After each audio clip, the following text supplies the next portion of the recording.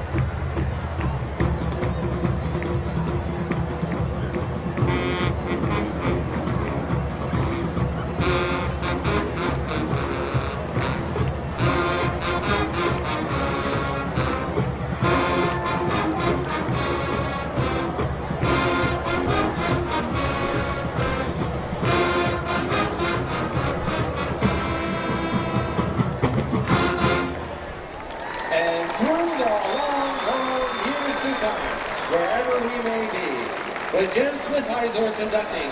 Please stand for the Massillon Washington High School alma mater.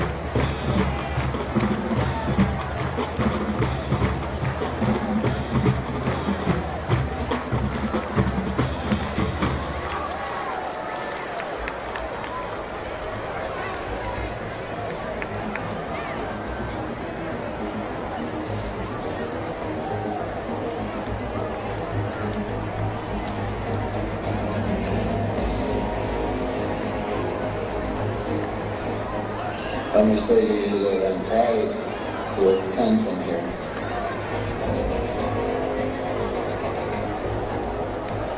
We try to be the best in everything.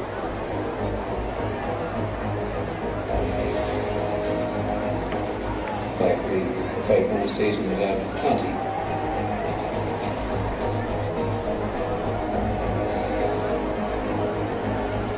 Frankly, if you want respect and dignity while earning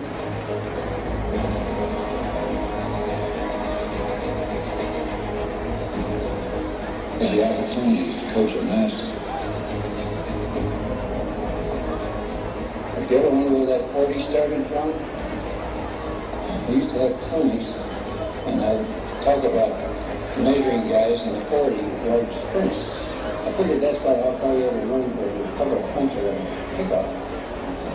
No other reason than, like, you know, it's other stuff.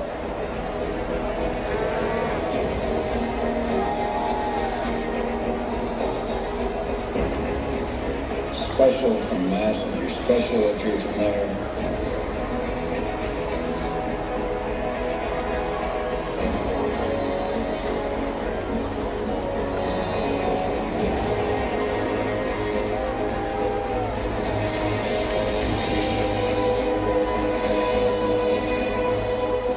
People took me out there today, but I haven't seen it in many years. But they were wrong.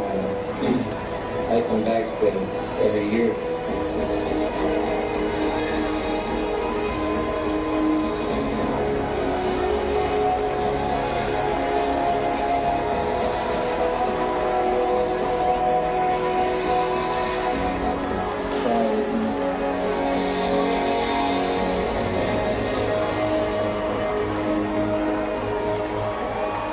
Great honor of having my name at the stadium. It was one of the happiest periods of my life, really. This is my home.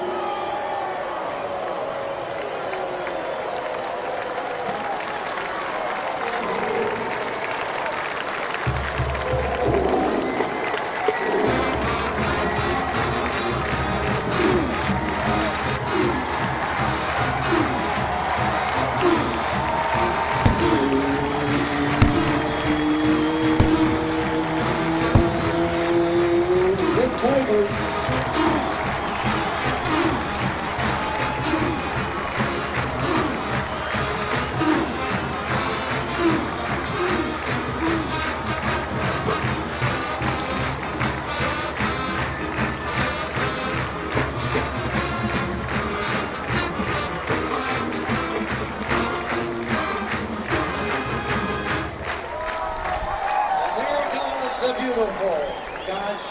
grace on thee.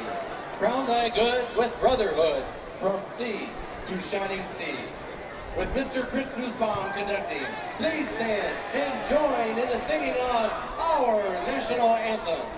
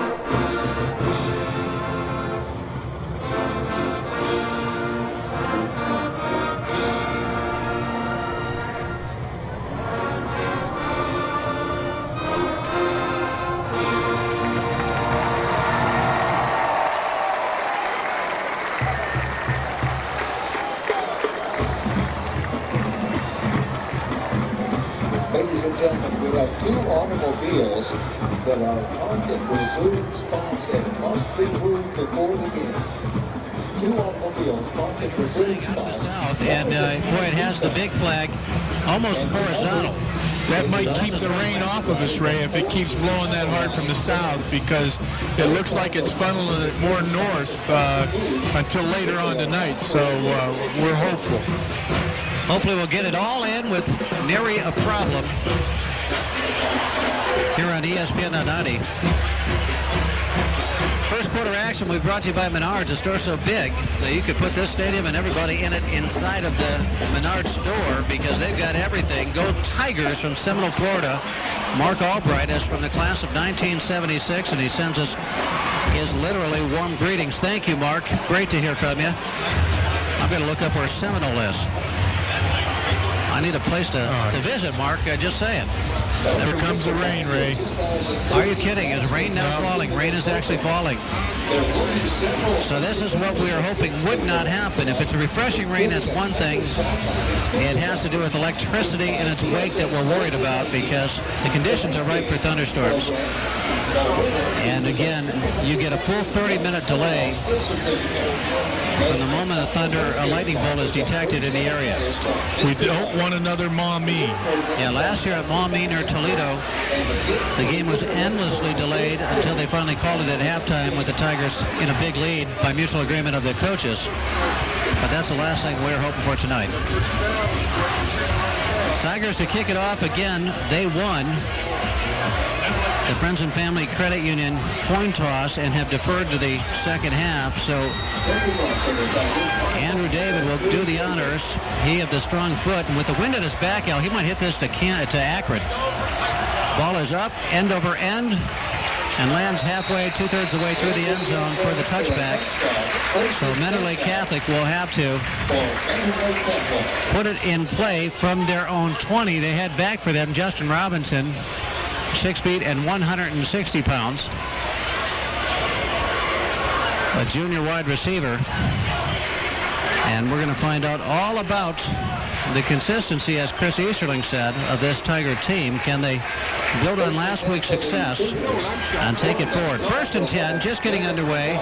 Nothing, all zeros. 12 minutes complete to go in this first quarter on your home appliance scoreboard. Trips wide left, one receiver wide right. In the shotgun is Dylan, one man in the backfield with him. Dylan Bell, the senior quarterback, and he hands off to that man, who was tackled behind the line as knifing in for the Massillon Tigers was Dakota Dunwoody, the sophomore, 6'1", 250. He will be one of our featured guests, the sensational sophomores, at the Jason Hall Show Monday night. So if you want to meet these sensational sophomores of the Tigers, coming out to Buffalo Wild Wings Monday at 6. And meet the future stars. They're already starring as just sophomores. That's why they're the sophomore sensations. Twins wide left and right now. And a man in the backfield was Smith on 2nd and 11. And he hands off to the man coming across from left to right who cannot find a hole over the right side. He is tackled right at the line of scrimmage. And so they're going to have 3rd and 10. Lake Catholic is. The running back there was Brett Zimmerman, the senior. Only 5'8" and 165. Quick feet, though, Al, as we saw there. Great pursuit by the defensive front of the Tigers, Ray, to get to the sideline and make that tackle. And letting everybody else pursue inside out. Good size, but not great size on the line for Lake Catholic. We'll get into their lineup in just a little bit. So on 3rd and 10 now, at the very start of the game, back to throw is Lake Catholic. They got a man on the left side, and he might have first down yardage, and he does. He goes up high for the catch. It was just a spot pass. You go there, and I'll throw it there. And the old Jurevicius number 83 number, worn now by Patrick Fitzgerald, 6'3" and 160. He goes high in the air, catches it, comes down exactly on the 30 on the left hash mark for the first down. So that was a great pitch and catch there on 3rd and 10 for the first down. Twins wide right, 2 men in the backfield now on either side, one of them of the quarterback. And he hands off to Zimmerman. No, he fakes it to Zimmerman, gives it to the second man through on the crossbuck, who was tackled behind the line. And he was thrown down by Devin Ingram, it looks like. And a loss of about a yard.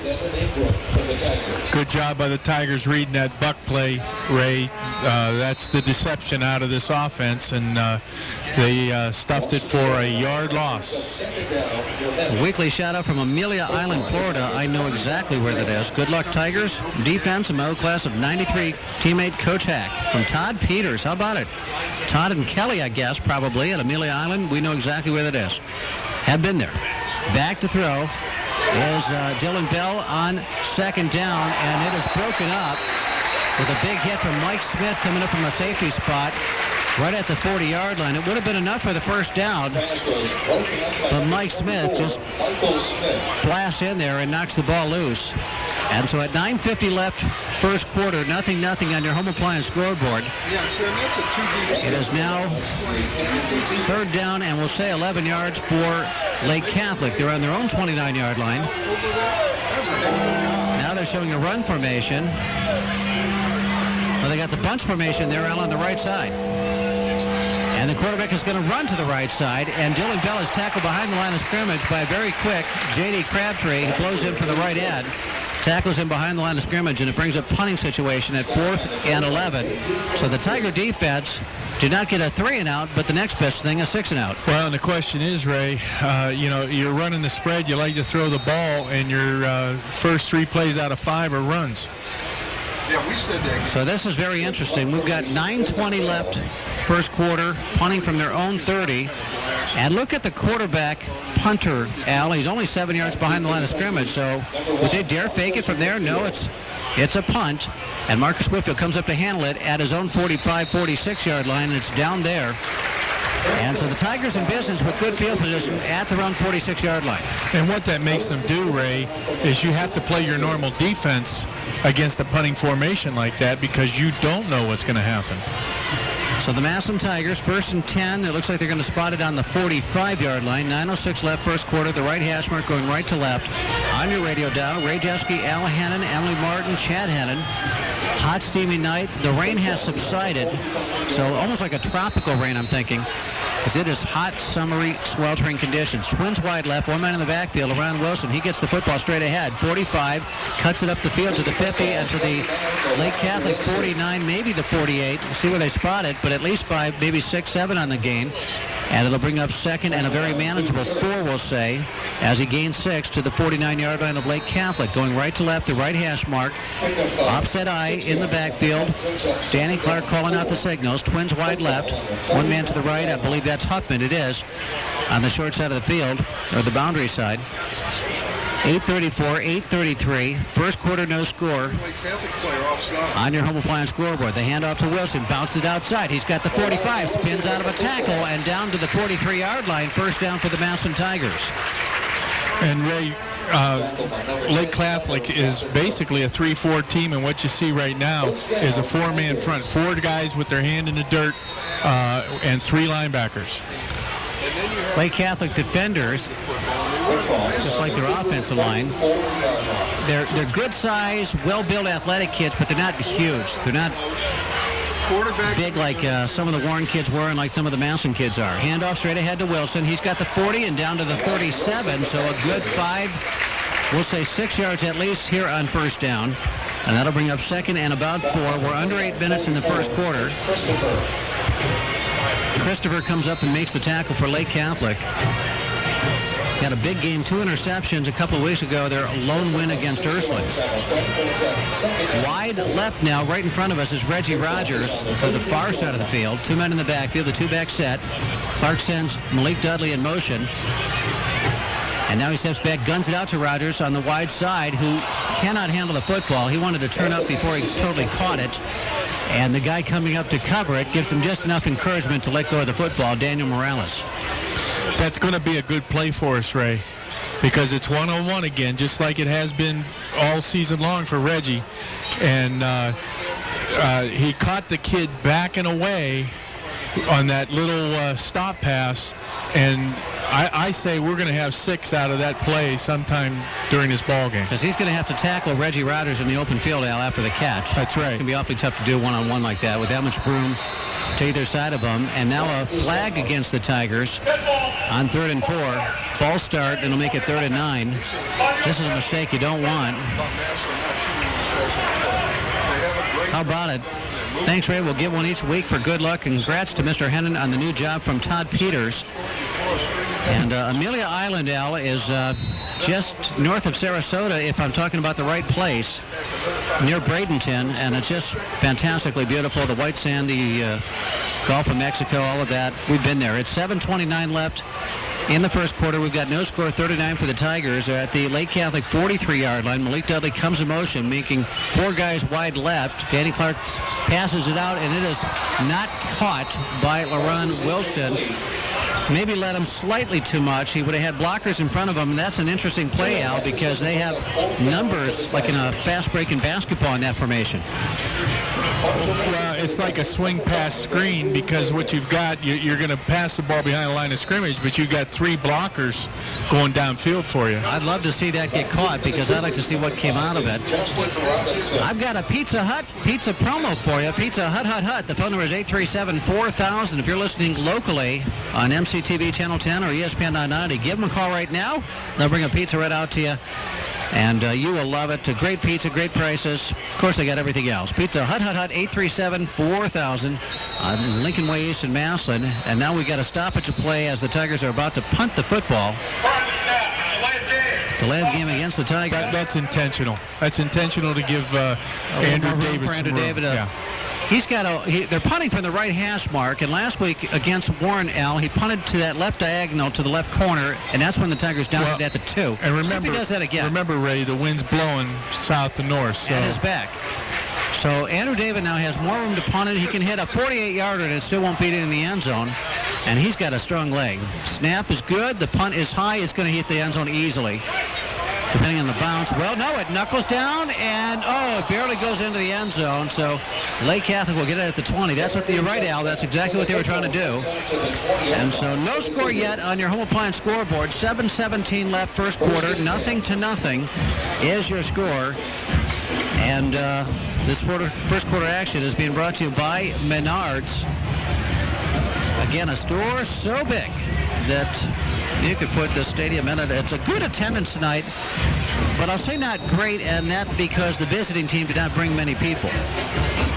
Tiger have a good complement of the orange-clad fans out here.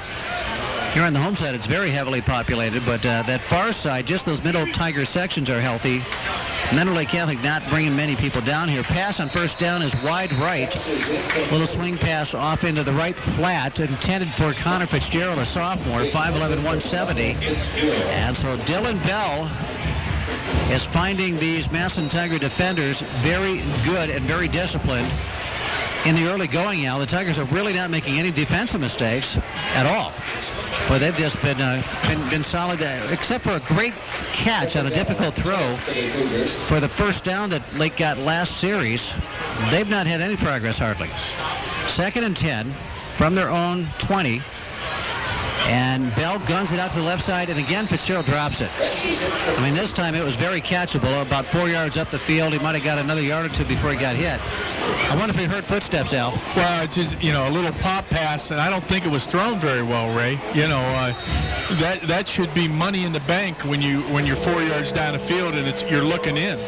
Brings up 3rd and 10. The Tigers, if they can get a stop here, should again get great field position here at the 7-minute mark of the first quarter. No score yet on your home appliance scoreboard, and the handoff is made, and then a huge tackle by J.D. Crabtree in the backfield as the handoff goes to Masai McDaniel, and he gets popped. Al, what a hit. Unbelievable. That is a perfect form tackle. With today's rules, that is a perfect form tackle. Facing the numbers, nothing contact in the head. You wrap, you pick him up, and you slam him to the turf. J.D. Crabtree just obliterating the ball carrier the moment he touched the ball after the handoff for a 5-yard loss. 4th and 15 for Lake Catholic. They'll be punting from, they don't go all the way back like the normal distance for a punt. The quarterback just drops back about 7 yards. And apparently they could fake out of this they want, but he just punts off of one step. And he gets a good favorable roll out to midfield and a little past it. And so the Tigers are in business. Good field position on their own 48-yard line. 6:23 on ESPN 90 left in the first quarter and no score. Ladies and gentlemen, I'd like to welcome the media here with us tonight. ESPN Live Ranking, WHBC 1480 AM, and WHBC TV. 1st and 10 from their own 49 now. Tigers in business, this time on the left hash mark, right in front of their own bench. Going right to left, Danny Clark, the freshman at quarterback. Reggie Rogers on the near side. Wide right is Marcus Whitfield. In the slot to the right, inside of Whitfield, is Bull Huffman, and a flag already. It's another false start, Ray. Oh, really? Wow. Grossman on Lake Catholic. How about I thought that? we moved on that. So we've got 1st and 5 now. The Tigers get a 5-yard gift as Lake Catholic had encroached there. One of their defensive linemen, number 61, is Dominic Marinucci, a 6'2", 210-pound sophomore, and now we got another whistle. And we're going back the other way. Another flag, another stoppage. 1st and 5.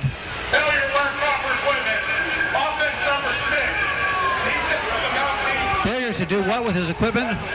No, Danny Clark approached the line of scrimmage to get under center without his mouthpiece in, and he gets flagged.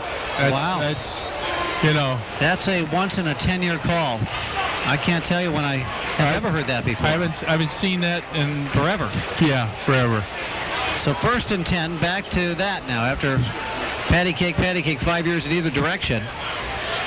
And now Danny Clark takes a step back, throws on the right side to LaRon Wilson. He's got midfield, and that's Marcus Whitfield, and down to the 45-yard line. That was Whitfield, who just kind of drifted out into the right flat, awaited the pass, and turned it upfield for 5, 2nd and 5. Ball now on the right hash mark, the 46-yard line of Lake Catholic. 0-0 is your score here on ESPN 90. No score, 5 minutes and 58 seconds left in the first quarter. One man behind Clark in the pistol, and he gets the handoff. That's LaRon Wilson. He'll scoot forward to get first down yardage. Somehow he knifes under and through tacklers until he gets the first down yardage. He gets out just past the 40 of Lake Catholic. The Lake Catholic defenders are unwilling to take him on at the chest level. Related to the J.D. Crabtree tackle, Lake Catholic is not doing that. They're diving at his feet.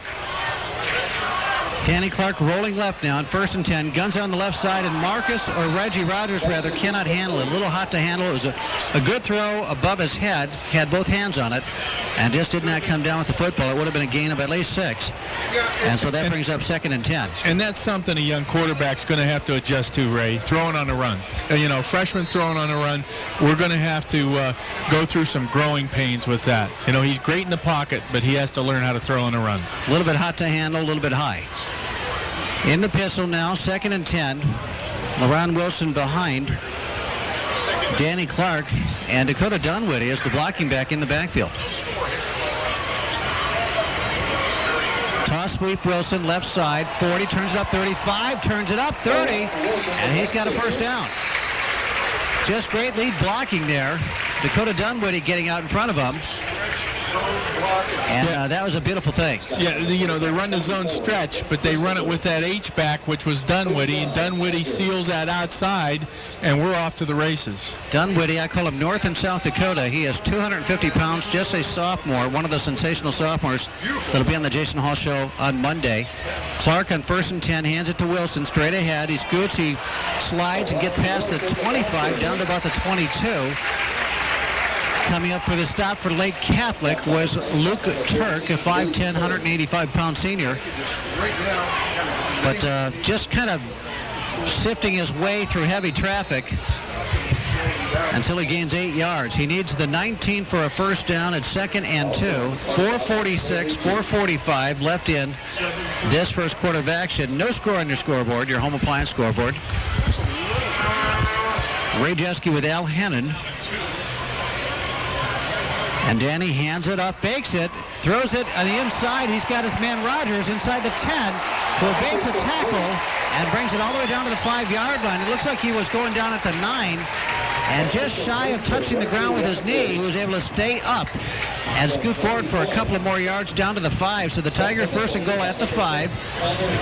4:26 left first quarter. What an athletic move to post on that one hand to keep yourself from going down and get 4 more yards.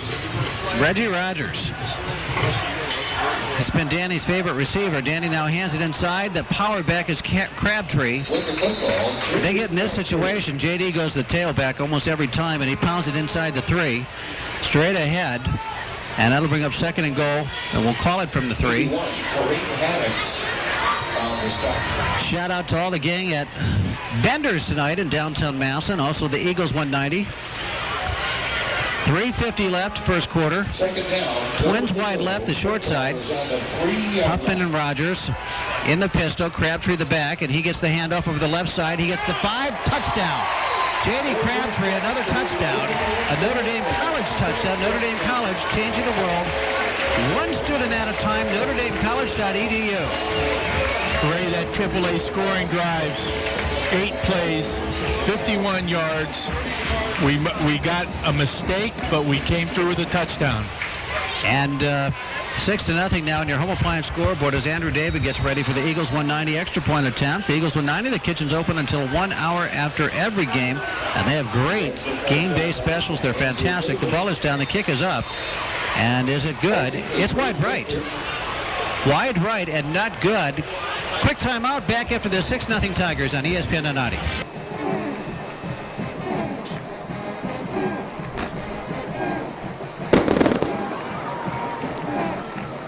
On the offensive line on a touchdown run by J.D. Crabtree, number 15. 3:39 left in this first quarter, 6-0 on your home appliance scoreboard. Andrew David, a kickoff for the Tigers. Right to left, south to north, wind at his back. A warm night in Massillon, Ohio. Week 4, if you can believe that, of the high school football season. Tigers trying to get it out to 4-0. They're ranked number 1 in the state in Division 2 in the state of Ohio this week. David approaches, and he pounds the daylights out of this one, and it is out of the end zone. So at the 20, we'll start the Cougars of Lake Catholic. Keller's Office Furniture. This second quarter action is brought to you, or the soon-to-come second quarter action will be brought to you by Keller's Office Furniture. And we'll talk more about them as we get to their information, but they bring you a full line of office supplies. And boy, I could have used them earlier today when I was out of town. More than 30,000 items located right in the heart of Massillon. Keller's Office Furniture. Wide left on the corner spot is Reed Fichter, who gets the assignment on 1st and 10 to handle Kaz Struna, a 6'1", 185 senior receiver for Lake. He is a Lake Catholic, that is. So a big size advantage against Reed Fichter. Standing up and throwing the ball and completing it is Bell on first down. And he hits the man who dropped a few last series, Connor Fitzgerald, just a sophomore. And after a gain of about 6 or 7. You notice, Ray, they do a lot with that inside receiver, and I think that may open a game up for them. Well, it seems, Al, they don't have an athletic advantage, so they're having to do it with stealth. Well, they don't have a deep threat. Yeah, and so they've got to just kind of pick you apart in the interior. And so it seems so far. Twins wide right, man in motion, pistol formation, and Bell hands it off to the running back, and who comes straight ahead for a first down, and Zimmerman is able to twist and turn his way past the 35. And finally getting up off the tackle is Reed Victor. Marcus Whitfield apparently also got to the bottom of that pile, got there first. And that's the scouting report on Mineral Lake Catholic. You throw the ball, and then you open up for the run to take the pressure off your passing game. Got a big magic word prize package for you tonight if you're listening. A big one. Big games all over the state, by the way. Dover at Fitch is a game that really intrigues me. And can Dan Ibb's team hang with the great Fitch team that the Tigers face in 3 weeks? And jumping offside, I believe, was Malik Dudley. I think Leslie got a little bit excited there at 1st and 10. As Lake Catholic had a first down up to the 36, and they'll get 5 more now to their own 41. On the left hash mark going left to right. Tigers in a 4-man front. And that should never happen, Ray. I'll explain after this play. 1st and 5 for Mineral Lake Catholic. The Cougars dropping back to pass. Under pressure. Pass is overthrown and almost picked off as the receiver, number 83, Fitzgerald, cut inside. The ball went over his head, and Marcus Whitfield realizes, if I took a different angle, I'm going to caught that pass. That neutral zone infraction, you teach the kids to watch the football. Don't listen to the quarterback. Watch the football. When the football moves, you move.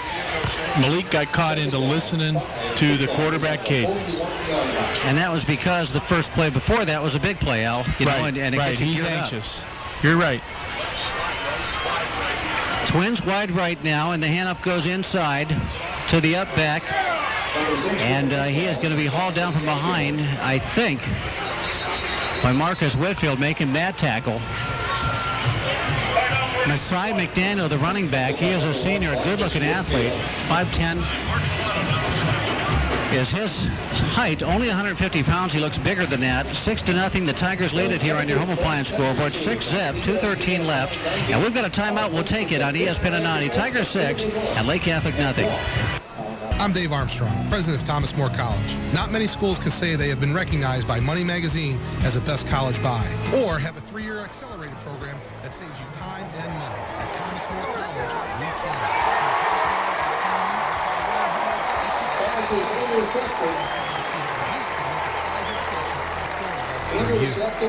Make a healthy choice. And on 3rd and short, Save Isles has just picked off a pass that was thrown over a few yards up the field on the right side of the field, and not well thrown as Bell was moving out of the pocket to the right and just kind of hung it out there. And Save made a play in between 2 Cougars, so it's a Tiger football after the interception. And really, Bell was in trouble. He was going to go down, and he should have thrown it out of bounds instead of trying to make the completion, because then he forced the interception. Save Isles, one of the sensational sophomores that will be on the Jason Hall show at Buffalo Wild Wings. Come on out Monday night. Back to throw is Danny Clark. They're going to go for it all. He's throwing a long bomb. It's high in the air. A spiral running under it. No, cannot get to it. Was the Tiger receiver Huffman. And so, boy, he had all time in the world to throw that, and the defender stayed stride for stride with Brett. And Brett broke to the outside on the 20. If he'd have stayed on his route to the flag, it would have probably been a 6 or at least a big play. But he broke his route off. I don't know if it was a read on his part or not. Bo Huffman, forgive us. We both get calling him his older brother, Brett. That's Bo. Yeah, that's Bo. Danny Clark sends Dakota Dunwoody in motion to set up to block for the running back. And the handoff goes straight ahead to J.D. Crafter. He runs over 1 minute to 45, gets past the 40, and he fights his way up the field for about 8 yards. 2nd and 10 becomes 3rd and 2. Alley's such a load. He's such a, the controversial trade of Trent Richardson by the Browns this week. One executive called him a bowling ball of knives. J.D. Crafter's a little bowling ball of knives. You don't tackle that guy. Oh, absolutely. He punishes you if you come up to make the hit. 3rd and about 3. They got to get to the 37. The Tigers have the ball on the Cougar 40. right in the middle of the field. Man behind the quarterback is Crabtree, and he gets a toss sweep right. He's got the 40. He's got the 35. He hurdles a man, 30, and he goes out of bounds at the 27-yard line.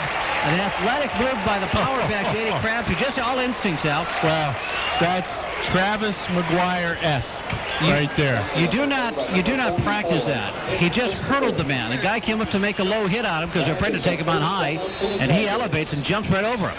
But to my point, Ray, they're not squaring up on our running backs. They're going for the legs, and that makes an athletic move like that all the more important.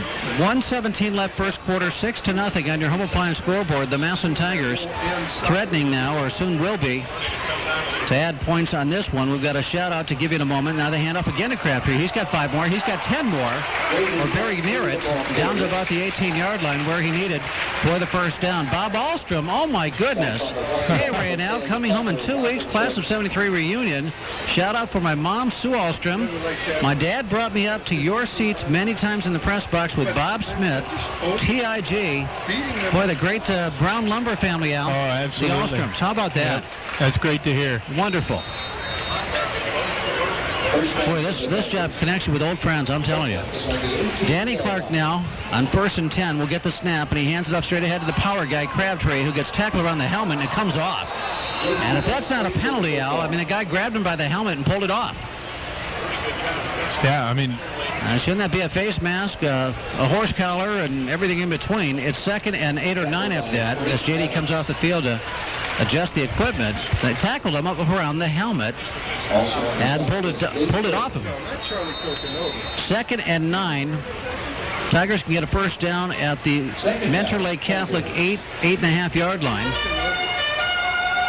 They're right in the middle of the field. LaRon Wilson is the setback behind the quarterback, Danny Clark. And Dakota Dunwoody has found a second job in this world, and that is an offensive blocking back. Now the pass for the corner of the end zone. Reggie Rogers over his head. And it goes out of bounds, and he engages with the fence right next to the Obi cage, but he looks okay. But boy, that could have hurt.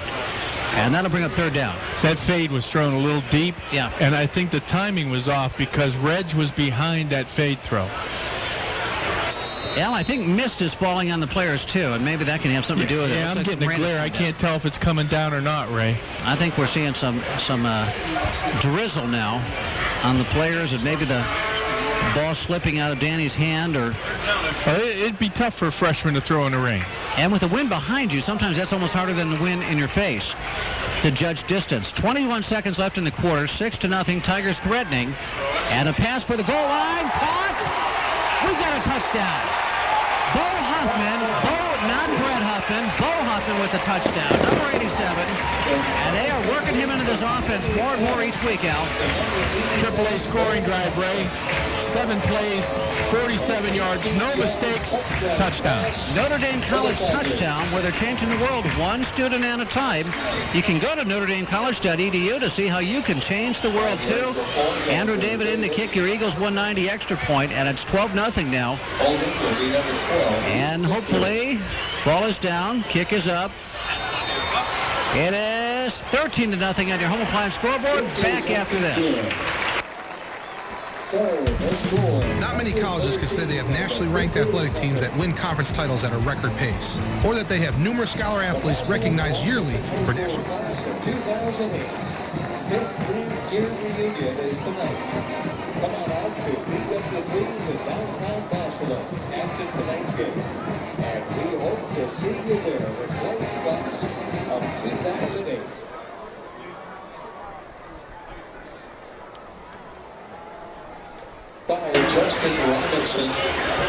15 seconds left in the first quarter, 13-0. The Massillon Tigers up at ESPN 90. Al Hannon Brajewski. Al Hannon sworn in as the Safety and Services Director in Massillon on Wednesday of this week. My partner, Al, I feel safer already. Yeah. Congratulations. Be careful. And the end-over-end kick will be just shy of the goal line. You don't see that often. And return 10, 15, 20, 25, and tackled there was Justin Robinson. But he got 5 more yards than they usually get after a kickoff. So 7 seconds left first quarter. And we've got 13-0 the Tigers. And Lake Catholic will get their best start to a drive all game at the 25 only. Tigers, now there's been a couple of ticky-tack little mistakes, 5-yarder penalties, but mostly they played really solid football on both sides, very clean. And it hasn't really played into hurting them either, Ray, so that's good. Danny Robinson back in his inside backer position with Devin Ingram, two great linebackers. Same four-man front they've had all year. The pass out on the left side, is caught but tackled behind the line. Reed Fichter saw that, Al. He was coming up, going to pick that thing off and take it to the house. The ball just beat him, so he made the tackle. Well, the nice thing about that, they're playing too deep, Ray. So John Henry Bronzik was right over top, so that it gives Reed the opportunity.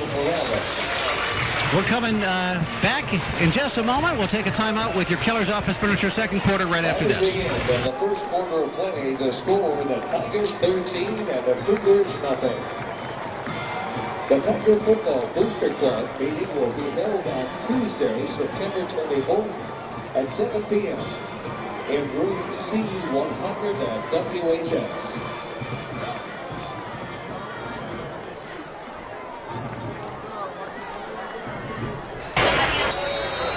Starting your second quarter action, the Keller's Office Furniture second quarter. Meadow Lake Catholic going right to left. They've got 2nd and 18 from their own 17. Back to throw is Dylan Bell, the quarterback. He has it batted down into his face, and it'll be 3rd and 18. And a player is hurt for Lake Catholic out at the 15. And boy, does he look like he's in pain. And Al, we're going to have an injury timeout here. I'm trying to figure out if we need to take this one. I'll tell you what, we will, so we can address Keller's Office Furniture. Quick timeout on ESPN 90. Tigers 13, the Cougars nothing. Back after this.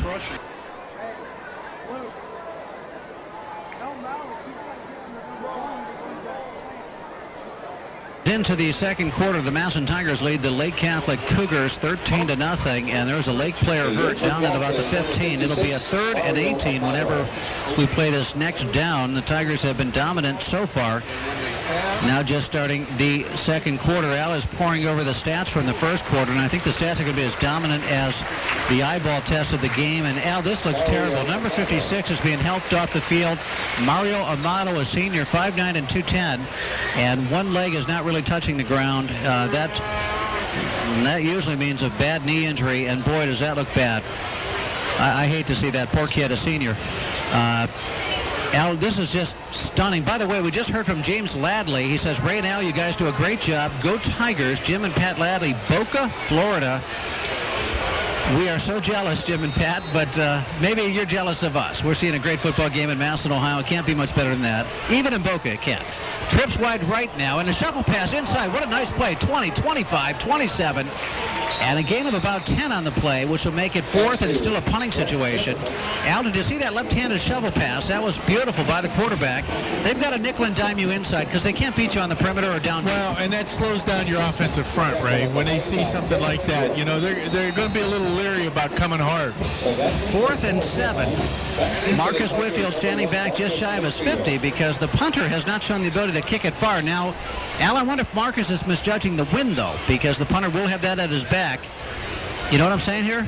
Well, he's got to play. He's got to play honest because they're in the shotgun. Well, he could punt it way over Marcus's head. He does punt it long, and Marcus does have to give chase, and it rolls, and Marcus catches up at the 25 and finally goes out at the 23. So indeed, with the good roll and the good placement, punt went an awful long way eventually, and Marcus did well just to catch up to it at the 25. 11:04 left, first half, 13-0. The Massillon Tigers all over Lake Catholic. Well, I know it's only 13 points, but boy, it's been dominant. Al, we'll take a look at those stats in a moment. Keller's Office Furniture is bringing us this second quarter action. They offer a full line of office supplies, everything you can imagine, paper, ink, toner, pens, pencils, envelopes. 30,000 items located at the heart of Massillon, 832-7358. Of course, all the beautiful furniture, credenzas, desks, everything was just there this week. It's a fantastic place. Keller's Office Furniture, the handoff straight ahead on first down. LaRon Wilson inside the 25, past the 25, and out to the 29-yard line. A gain of about 6 on the play. Al, what about the stats first half? Was it as bad and as dominating as it actually looked? Oh, absolutely, Ray. All you have to do is go to total offensive plays and yardage. Mineral Lake Catholic, 15 plays, 15 yards. The Tigers, 20 plays, 115 yards. Oh, my goodness. So Mentor Lake Catholic has not had the ability to do anything, and the Tigers have done most of what they want to do. And big George Papacosta just lumbered onto the field. 6'4", 295, was a guest on the Jason Hall show this week. He is a big kid. From Las Vegas, moved here to Stark County in the between school years. 6'4", 295 pounds. He is a giant of a kid, polite, well-mannered, and can eat wings until the cows come home. I saw him do it. 10:35 left first half. Shotgun snap to Danny Clark. He steps back. He throws a pass up the field. It's picked off. A little bit underthrown. And Reggie Rogers had to become the defensive back on that play as the DB had the inside slant on the ball that was a little underthrown. And this is probably the best field position Mentor Lake Catholic's had all half. It surely is, and Danny would like to have that one back. 1st and 10 for Mentor Lake Catholic on their own 46. 10:27 left first half, and now Lake Catholic does get good field position. They trail 13-0 on the home appliance scoreboard here early second quarter. You just get a little bit, I don't want to say complacent, just too confident. And instead of throwing that ball where only your guy can catch it or nobody, you kind of get a little bit risky with it and into the wind. Yeah, there you go. You made the point. Into the wind. So the wind takes a few yards off the football, and it gets picked off. Now we got a flag on the play, and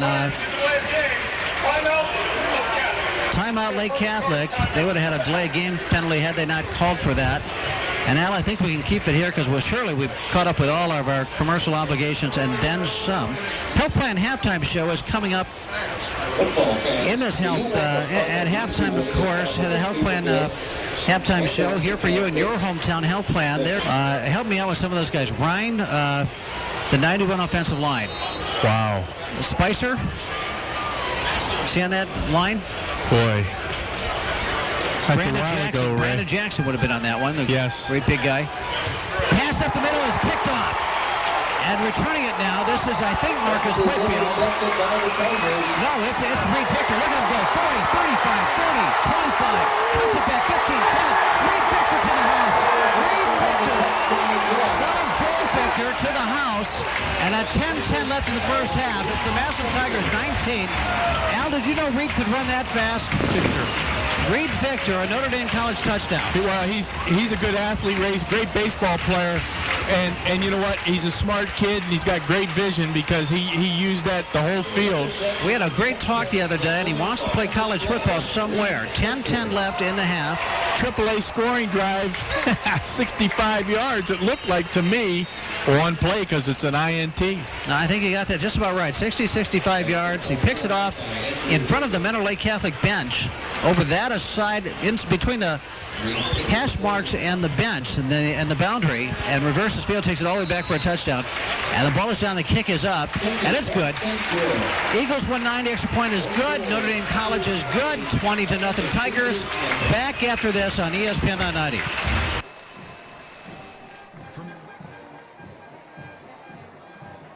Jason Hall, out to invite all the Tiger fans to come on out to the Jason Hall Show.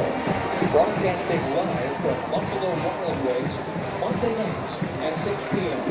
Hosted by Ray Tesky of ESPN 990. This week's special guest, the sensational sophomores.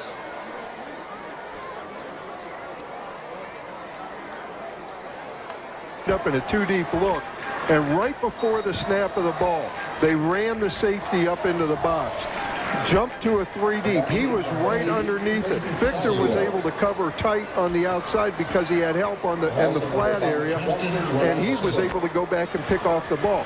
They thought they were going to be able to throw in between the corner and the safety in a two-deep look, and it turned out to be a three.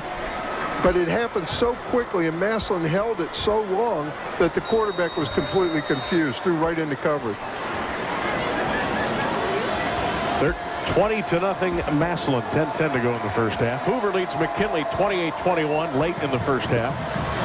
St. Thomas up big for all the scores. WHBC.com and the Altman Heart Center ticker.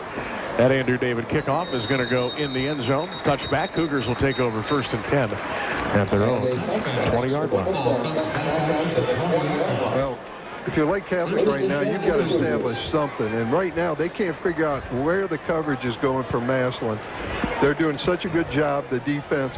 First of all, putting pressure, keeping pressure on out of this 4-3 defense.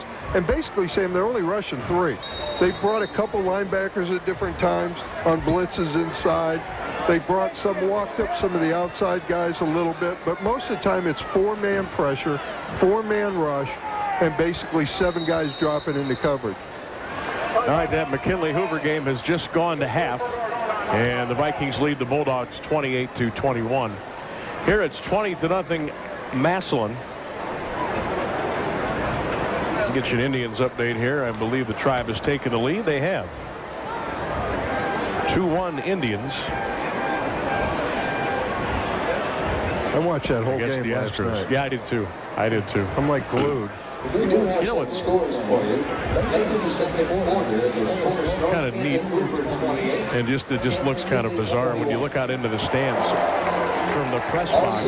All the people with cell phones on, and they're all checking scores and doing different things. You can see all of the little lights lighting up here in the stands at the Paul Brown Tiger Stadium. And hopefully they're checking out the Altman Heart Center ticker at WHBC.com. I'm sure they are. I see a couple. Buckeyes and the Rattlers tomorrow from Columbus. Kickoff at noon. Wow, that'd be a good one. Can't wait. Pre-game at 10:30 right here on 1480 WHBC. What are you saying? What do you mean, what do I say? You're saying when the point spread opens up at 57 that the game shouldn't be played? It shouldn't be played. All 4 of those games shouldn't have been played. Now stop. Mentor Lake Catholic 1st and 10 at their own 20-yard line. Hand off, tailback. Going nowhere. Zimmerman has had a tough night tonight, going against this rugged Massillon defensive front. Really? Let's go back to that. You're trying to say you're a national championship caliber team, and everybody around you is playing good competition. You're playing the stinking Rattlers of Florida A&M on the 4th week. Mm-hmm. And you're saying, well, it's not their fault. That's not Urban's fault. That schedule was put together years ago. Yeah? I'm just saying they back to throw. Bell deep right side, incomplete at the 44-yard line. Wilson on the coverage. That'll bring up the 3rd down and 10. Okay. Buffalo. No, don't say Buffalo's No, I was going to say Buffalo. Well, they're not. They went down to Baylor and get killed. Buffalo nearly lost to Stony Brook at home last weekend. So, but now the SEC teams do it too. No, they don't. Yes, they do. No, they don't. Not like that. Not 4 games. Well, and Cal should put up a better fight than they did. But they didn't. Zimmerman gets the carry across the 24, 25, 26, 27, 28-yard line. He's going to be just short of the 1st down. And as much as Mike Bell would think about maybe getting this 1st down, he can't go that route. He'll bring in the punt team. Watch a fake, though. Out of this set that they run, don't be surprised. This is punt safe. Punt safe. Man-to-man coverage by Massillon. Safety in the middle, kind of a pseudo punt returner. He hasn't been able to return anything yet so far. Remember, Bell is the quarterback. He is also the punter. They're actually going to send a man in motion far side. They better hurry up. They're going to run out of time. Just got it off, and Bell hammered it. He's going to get a good bounce, too. 30, 25, 20, 15, inside the 10, and it will roll at the Massillon 9-yard line. Well, that couldn't have worked out any better for Mentor Lake Catholic. 8:26 in the 1st half. The Tigers up by 20. You're listening to high school football on 1480 WHBC and Mix 94.1. Sometimes the best shows are not on TV. Today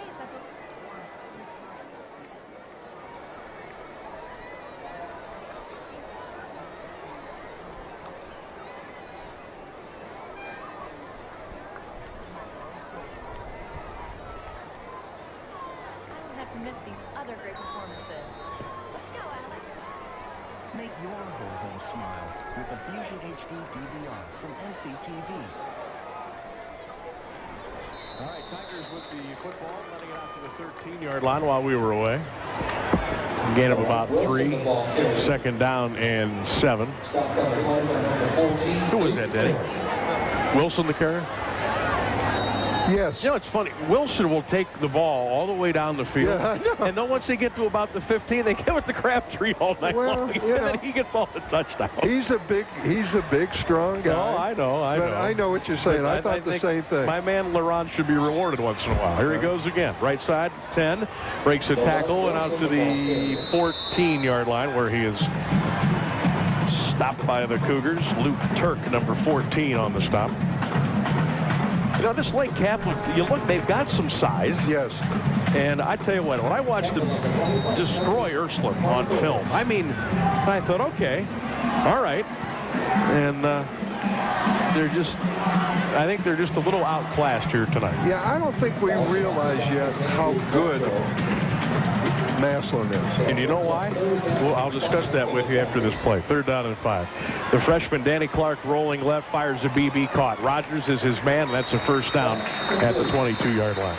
The reason I think we don't believe they are as good as they are is because of the little things that they do wrong. Yes. Like the penalties. Yes. And it just kind of squashes the thought process of momentum, and this team is getting better. Exactly. And I think that's what it is. The interception we just saw in the last series, the penalties, like you're saying, I would agree with that, Sam, but I don't think we realize in the trenches how good they are. Danny Clark, the freshman left-handed quarterback in the shotgun on a 1st and 10 at the 22. Play action, Danny pump throws over the middle, caught, 45, 50. Marcus Whitfield, first down at the Mentor Lake Catholic 48-yard line. 26 yards on the reception, and a first down. That was all set up by a nice pump fake and a nice fake on the outside by Whitfield. Looked like he was going to run a hitch. Tackle on the play. He sat, they pumped. Danny Clark did a good job of pumping and then hit him deep. So the Tigers now right back up to the line of scrimmage, coming up on 6:25 in the first half. Don't forget our WHBC and Mix 94.1 halftime report coming up, so stay with us. Clark again in the gun, gives it to Wilson. And not much happening there. Maybe a yard to the Mentor Lake Catholic 47-yard line. 3-4 Cougars in there defensively. Ryan Cahill, 33, was there first. And Connor Robinson was there to wrap it up. And Jimmy Spellbar, number 1, was in there. Charlie Kordakovich. Lake Catholic's doing a better job now of tightening things up a little bit on the run because they're putting more people. They're going to more of a 3-deep look, rotating safeties in there and getting 8 in the box now. Huffman and Rogers in the pattern. Clark back to throw. Gets away. Now he's going to go for the home run deep in the end zone for Whitfield, and it's intercepted. Picked off by Connor Robinson in the end zone. I didn't think anybody was going to catch up to that pass. Connor Robinson kept on running, and he picked it off, and the Cougars take over 1st and 10. I think that's the second one by Connor Robinson. I think he's the guy who intercepted the other post route also. Maybe I'm wrong, because he was on a different side at the time, but it sure seemed like it was 10 that did it. And again, Danny Clark just kind of throwing the ball up for grabs, hoping that his receiver's better than the defender can go up and get it, and it hasn't been the case tonight. So Mentor Lake Catholic will set up shop 1st and 10. Go downstairs and check in with Mark Milano. What a great job the defensive back from Lake Catholic did. He literally became the receiver in that situation. The one thing that we've already talked about Massillon is they're moving the football, and then they want to try to go for that home run ball. They were moving the ball down the field pretty consistently before they tried to stretch it so much. Yeah.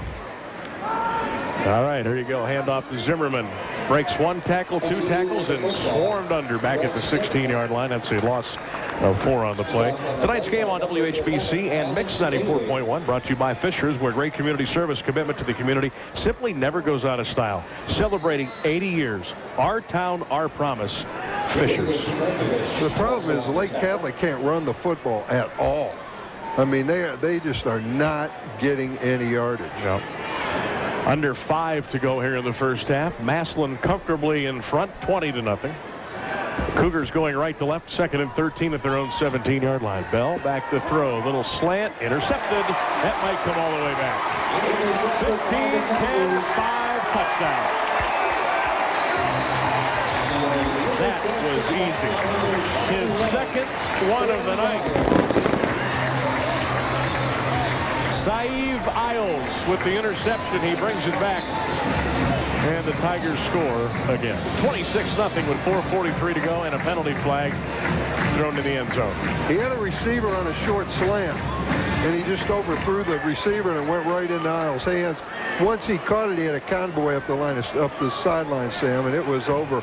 And then there's going to be a penalty on Lake Catholic afterwards. Passing the play looked up a red ball. Personal foul, late hit. 22 defense. So they'll assess that on the kickoff. So the Tigers looking for the extra point here to go up 27-0 with 4:43 in the first half.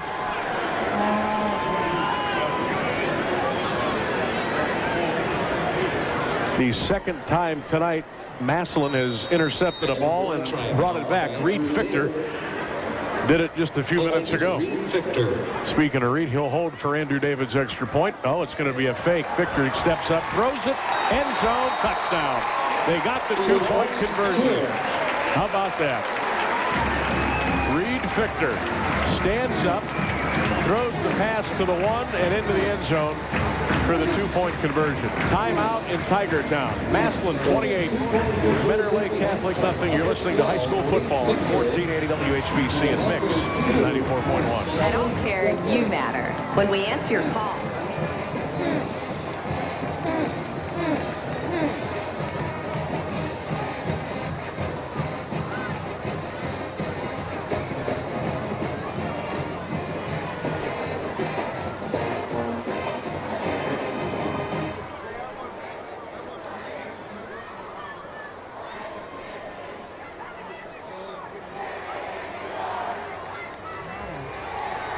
Dumont Sporting Goods. For all your sports apparel and equipment needs, call the guys all the coaches call at Dumont Sporting Goods. For 32 years, Dumont has been providing our players, coaches, kids, and fans with top quality brands and service for all sporting equipment and athletic apparel needs.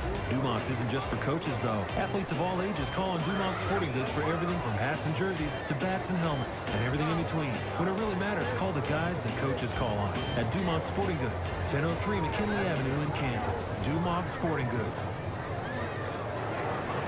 Sam Burke with Joe Palmisano, Mark Milano and the crew back at Paul Brown Tiger Stadium. This one has turned into a rout. 28-0 Tigers with 4:43 to go here in the first half. Oh, boy. Okay. Andrew David, we'll see if he makes a field goal here.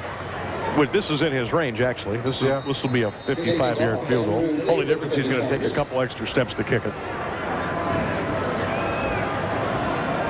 Cougars in big trouble here, down by 28. Andrew kicks it off, high, and out of the back of the end zone. Lake Catholic takes over 1st and 10. Hoover 28, McKinley 21. Luke Grandjean for the Vikings tonight. Listen to this, 15 carries, 159 yards. Holy cow. You know what, they started to show that when we saw them. Right at the end. They figured out that's where they needed to go. Exactly.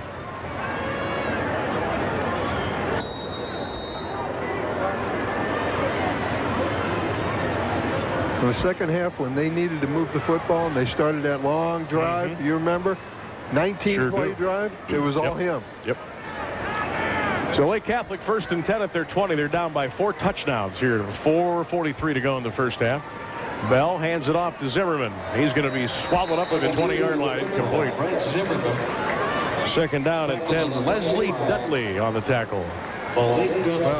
You know, Sam, it really doesn't. It's hard to name one guy that's making the tackle for Massillon because they're swarming.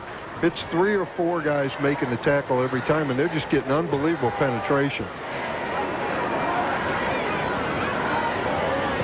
Second down and 10. Lake Catholic with 4:15 to go in the first half.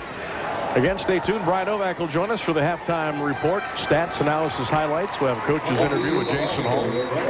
Zimmerman again the carry down at the 20-yard line. Up on the play by number 11, Alex Dudley. Or rather, Alex Bailey. No yardage. 3rd down and 10. They're not gaining anything offensively, especially running the football. 3:44 running clock. 3rd and 10 Cougars at their 20-yard line. Indians lead the Astros 2-1. Again, Brian Novak coming up with all the scores at halftime. There's a draw play. There's a flag. And Zimmerman's going to spin and twist and drag his way out to the 25-yard line. But again, penalty markers on the play. Courtesy of Friends and Family Credit Union. Let's go downstairs and check in with Mark Milano. Hey, we were talking about Reed Fichter, the great interception that he made. If we go back to week 1 when they played against Perry, he was also the same guy that caught the extra point for the 2-point conversion. Then he just threw one down here. The kid's just having an absolute time of his life, and the first person to meet him when he came off the field was Jason Hall. Huge high five. And guys, when they gave the McKinley score, you guys probably couldn't hear it. This place erupted down here when they heard the score between McKinley and Hoover. A little bit of a surprise. Little bit. Little bit. 4th and 5 Cougars. Dylan Bell again to punt it away. He's had a lot of practice punting tonight. Holy smokes.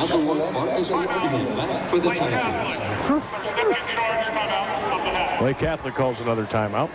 3:07 to go in the first half. Well, dare I say it? What? Tune in Sunday at 1 o'clock. Cleveland Browns take on the Minnesota Vikings. Pregame begins at 11. Kickoff at 1 o'clock. Jimmy Donovan and the crew, the Browns and Vikings, right here on 1480 WHBC. How would you like to be them calling the game? You skip the second-team quarterback, you play the third. You trade Trent Richardson. Who are you going to play at running back? Chris Obanaya and Willis McBadney. This is who's going to run. They cleared him? But don't feel bad for Donovan and Deacon, because they're getting paid very handsomely for what they do. Yeah, but still. I mean, no buts. Okay. No buts. All right. For what they're making, I would gladly sit through a lot of bad football. Huh. Which is exactly what they're going to sit through the rest of the year. Oh, yeah. And then some. Yeah. In all honesty, you've got to wonder when the Browns are going to score a touchdown. I don't. With what they're working on. I stopped wondering. Bell gets off a high spiral, doesn't turn over, and it's caught down here by Whitfield. Wow. Whoa. Yeah, I was going to say that 1, 2, 3, 4, 5 penalty flags have been tossed. It took a while. So what happened here? Reggie Rogers came up, and Whitfield made a fair catch at the 47-yard line. About 10 yards behind, one of the officials got tangled up with one of the Mentor Lake Catholic kids. And then a Massillon player moved in for some reason, and I don't know why.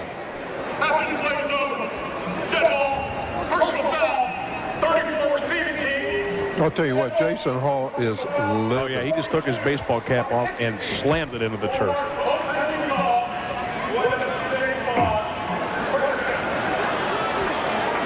Now, was there another penalty that I missed? Was an offsetting penalty? Mark, what happened down there? Yeah, that's exactly what it was. It was an offsetting penalty. And, Joe, you and I have talked about this before, why they have to go back and forth and they walk it off one way or the other. Somebody explained it to me one time. I'm not sure of that answer, but right now I can tell you this. Lake Catholic is frustrated. You saw it with the penalty that they had down here in the end zone after the score, and you've seen what happened over here right now. Mark, you just teased the reason why they have to walk it one way and walk the other, and then you didn't tell me. Yeah, I don't know. I can't remember. I'm going to have to check with the official again to give you the answer. They came back exactly the same place. So why did he walk it off? Tigers 1st and 10 at their own 47-yard line. Crabtree in motion. Clark to throw. Throws it to Crabtree. Caught. 40, 45. Crabtree 50. Breaks the tackle 40. J.D. Crabtree flag down. Crabtree, it's unbelievable. He's all the way down to the Mentor Lake Catholic 37, but it is probably going to come back because of a holding call, and that's exactly what happened. Yep. One of the wide receivers out there, they did a great job of blocking. They just got caught. Okay. I mean, everybody holds. You hold when you're out there. Grab a hold of them, but just don't. When they start pulling away, you got to let go. Don't forget, join us tonight for the WHBC Sports Health Plan TV Game of the Week. This one right here, Mentor Lake Catholic and Massillon, 11 o'clock tonight on our TV and Massillon Cable TV, WHBC.com for all the times and channels. I haven't heard Kornikovich's name mentioned. No, you haven't, because I haven't mentioned it. You don't want to. He probably made tackles. You just don't want to go through that again. 1st and 13 now after the penalty. Oh, there's Wilson, or Crabtree rather, burrowing his way to the 50-yard line for a gain of 6. 2:25 in the running clock here in the first half. All Massillon 28-0 over Mentor Lake Catholic. You could tell the difference between Crabtree and Wilson when they run. Crabtree is no nonsense up the middle. He's not going to give you any moves at all. He's just going to try and give you a headache. And Wilson will give you a couple moves, shake and bake. I know Jason Hall would love to put one in here before the end of the half and start putting some other guys in the second half. Clark, here comes the blitz. Danny gets rid of it. Caught. Whitfield, 50. Spins. Got a block. 40. Whitfield all the way out of bounds. Deep in Mentor Lake Catholic territory. And they're going to mark him down right around the 15-yard line. First down. 35 yards on the reception. Clark to Whitfield. That was just a screen, a little bubble screen on the outside. Whitfield took it, turned nothing into a 35-yard gain by making a move, dipping inside, making the defender sneak inside, and then he just popped it back out, got a couple key blocks, and got up the sideline. So the Tigers are marching again on the right hash. 1st and 10 of the Lake Catholic 15. There's Wilson, 15. LaRon to the 10. There you go. There's LaRon Wilson. 6 more for the Tigers. 34-0. See the difference? Wilson was going on the outside.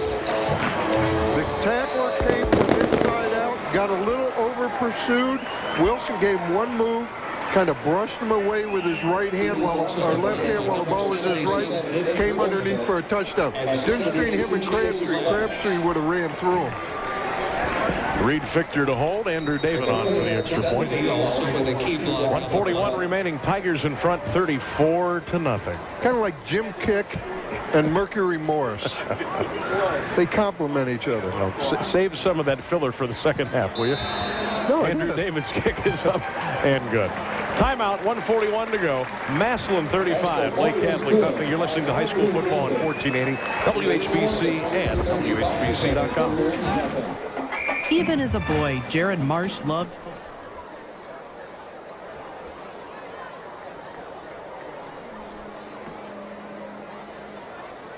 Sunday, November 24th. 35-0 Massillon back here at Paul Brown Tiger Stadium. Sam Berkman and Joe Palmisano and the crew on WHBC and Mix 94.1. Andrew David, the approach and the kick. Not going to get to the end zone. Nope. Return from the 8-yard line. Right up the middle. 10, 15 to the 20, 25, 26, 27-yard line. And that's where the Cougars take over 1st and 10. 1:34 to go in the first half, courtesy of Friends and Family Credit Union. Let's check in again with Mark Milano. If Vince Lombardi was down here, all you'd hear him right now about Lake Catholic is everybody's grabbing. Nobody wanted to tackle anybody on that last play that they had over there. I think this Lake Catholic team is not just beat up physically right now. Mentally, I think they've taken a body blow that they're not going to recover from. Body blow. That's so true. What would Ron say? Somebody got mulched? They're getting mauled. Got an official's timeout for a Mentor Lake Catholic injury at the 28-yard line. Halftime report coming up here in just a few minutes. Brian Novak will check in, courtesy of the Altman Heart Center ticket. We'll have stats, analysis, highlights, coach's interview. That's all coming up here at halftime. Tigers in front 35-0. You look at the rest of their schedule. Massillon goes to Fitch. They'll be hosting St. V a little bit later on. Of course, McKinley at the end. Steubenville. So they got some heavyweights coming up. Oh, they really do. Yeah, and then they've got some Firestone, and yeah, I think there's a Canadian team. Yeah, they got a couple gimmies in there. All right, the injured player for Lake Catholic, Christian DePazio, sophomore, 5'6", 115 pounds. So they're taking him off to the sidelines. Again, with all the scores all night long, WHBC.com, the Altman Heart Center ticker. Download that app right away. All right, I think I'm getting an update from North Canton. What do we got going on here? Nope, still 28-21 Hoover. Wow. That brings us first and 10 for the Cougars. All right, let's see if Lake Catholic can get something going here now. First and 10 at their own 27-yard line. 1:34 to go in the first half. Dylan Bell has had a rough night tonight so far. He'll get the ball and hand it off to Zimmerman. Right tackle, and Zimmerman will give him a yard. Second down and 10. The entire Massillon defensive front. Ingram, Dudley, just to name a few on the tackle. Second down and 9 with 1:15 to go in the first half. It's just total dominance. I mean, I don't know how this team has scored points against some pretty good football teams. 42 against Ursuline. Well, I mean, they took them to the shed. And Sam, they scored. And we watched Ursuline last week. Yeah, I mean, they scored 20 against Cathedral Prep, I believe. Yeah. Zimmerman gets outside of the 34 to the 35-yard line. Gain of 7. Thank you, sir. Under a minute to go in the first half. Cougars will be coming up here with about a third down. And let's call it 3. Let's call it 2. From their own 35-yard line. 35-0 Tigers in front, and they have been in control the whole night. Oh, yeah. Both sides of the football. Play clock at 8. Bell gets it to Zimmerman. Nowhere to go. Down at the 36-yard line. 13 seconds left on the clock, and I don't think anybody's going to bother to stop it. Mentor Lake Catholic faced with a fourth down and about 1, but only 2 ticks on the clock, and that is going to end the first half at Paul Brown Tiger Stadium. So the Tigers have done what they have set out to do, get a nice big early lead as they go to the break. Massillon 35, Lake Catholic nothing. Let's check in downstairs. Mark Milano and Jason Hall. Okay, Coach, when you look at the first half of this football game, I know that there were some things you didn't like, but you had to like the play of your defense. Yeah, our defense has been playing strong all year. We still need to be a little more consistent offensively, but all in all, 35-0 at half, we'll take it. When you talk about your defense and how opportunistic that they are, this is the most probably interceptions you had returns for TDs tonight. Yeah, I mean, we got some fast guys in the secondary. It's exciting to see Reed making plays and saves. So, yeah, I mean, when they get their hands on the ball, all those guys can be playing offense too. So they're electric. So, our guys get excited when we get interceptions. Awesome, Coach. Good luck in the second half. We'll see you. Thank you for your time. Back up to you guys. All right, Mark, thank you. 35-0 Tigers. Stay tuned for the 1480 WHBC halftime report. That's coming up next.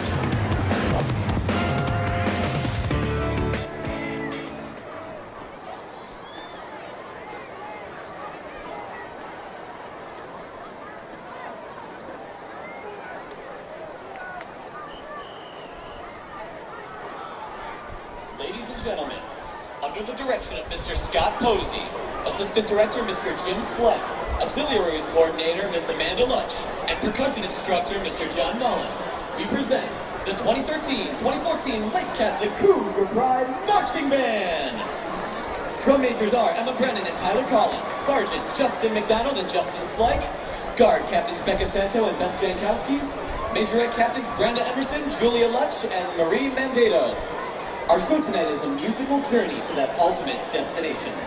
Whether it be thoughts of, a hope for, or that final trip, heaven is on their minds. Our first song features the music of Andrew Lloyd Webber's Jesus Christ Superstar. This is Heaven on Their Minds.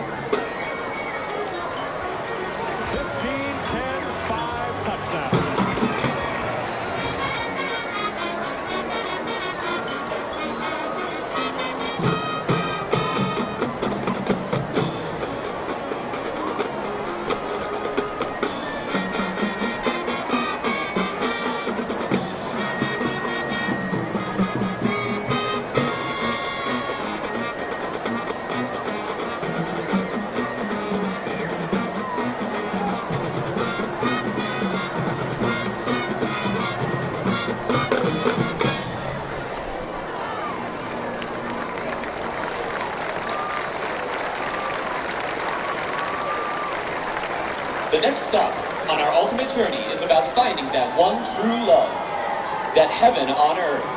We feature our majorettes in this Bruno Mars soulful tune. This is Locked Out of Heaven.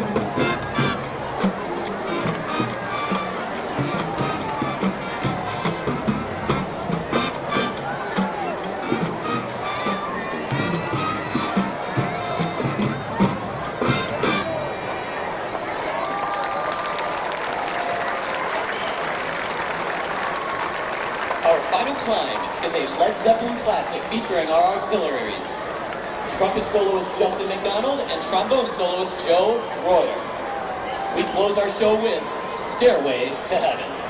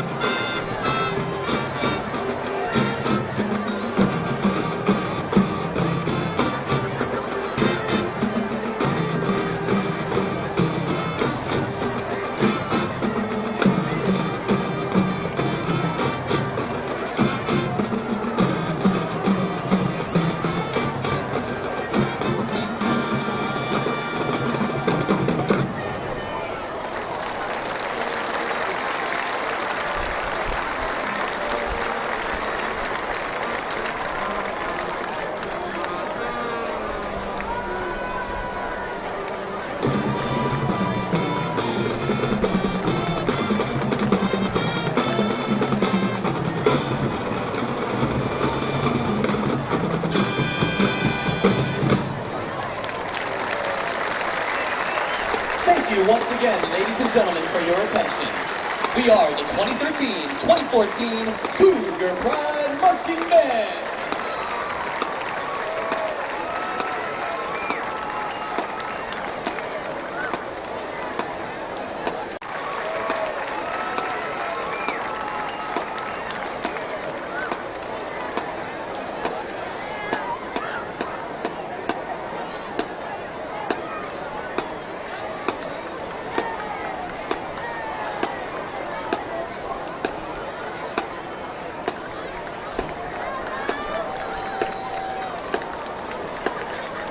And now, as it was in 1938, has been for 75 years, and still is tonight, it's showtime!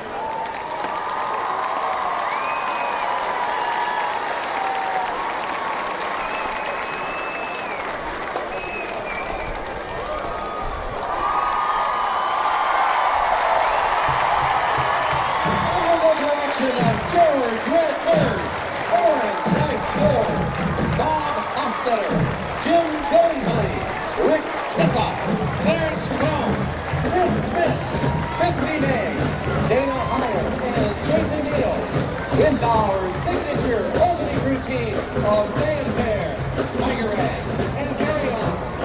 Ladies and gentlemen, this is the 75th anniversary celebration of the Massillon Tiger Swing Band.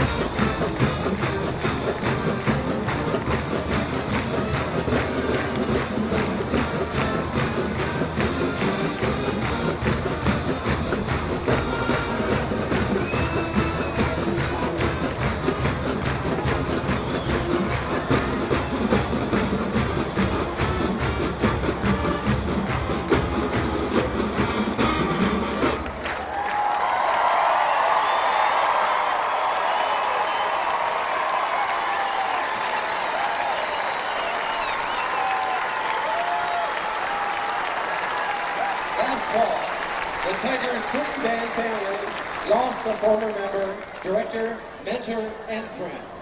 At this time, to remember and honor him, we would like to dedicate our next song to Chris Smith. We know that many members of his family have traveled great distances to be in attendance tonight, including his oldest son, Tyler, who is playing the snare drum right now on the home side 50-yard line. We want to celebrate Chris's legacy with them by playing one of his favorite songs. This is not a moment of silence. It is a big noise from Winnetka.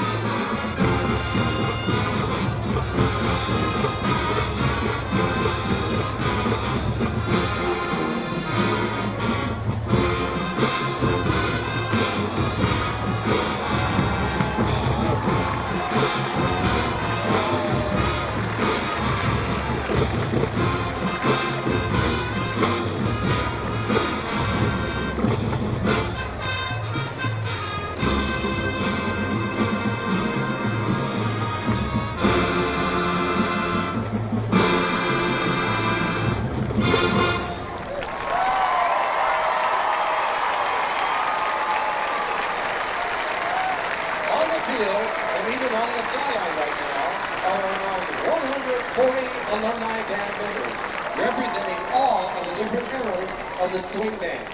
We'd like to recognize our oldest marching member on the field right now, the drum major from the class of 1950, Bob Mang.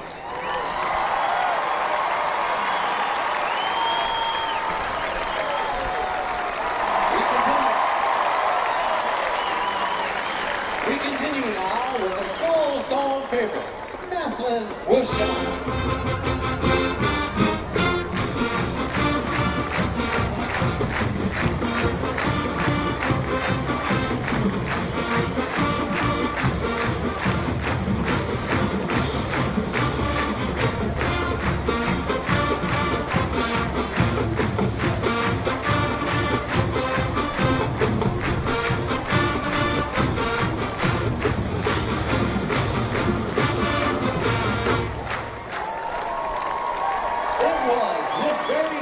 In September of 1938, when the swing band was born.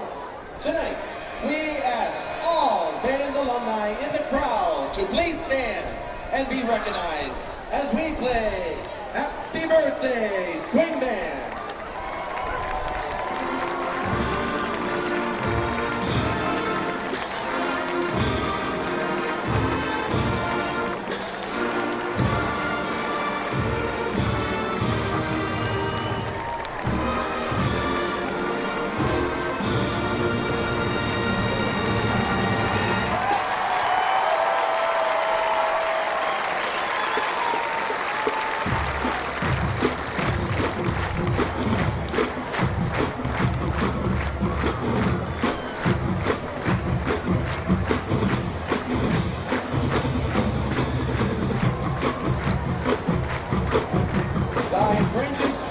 Thy spirit too, a carnival shall be. O alma mater Massillon, we're true to thee. Would you please rise and join the band in the singing once more of the Washington High School alma mater.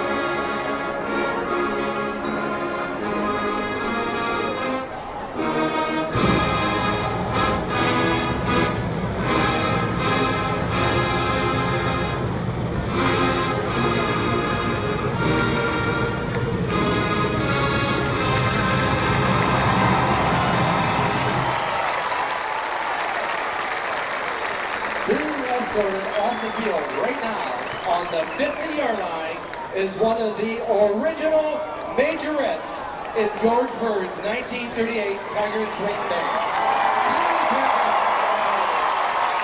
From the class of 1940, Joe Kenny Strapp.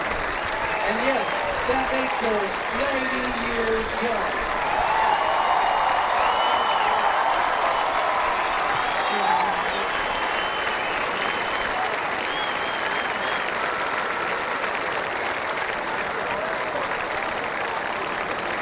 Ladies and gentlemen, your band of all ages, the Massillon Tigers Swing Band.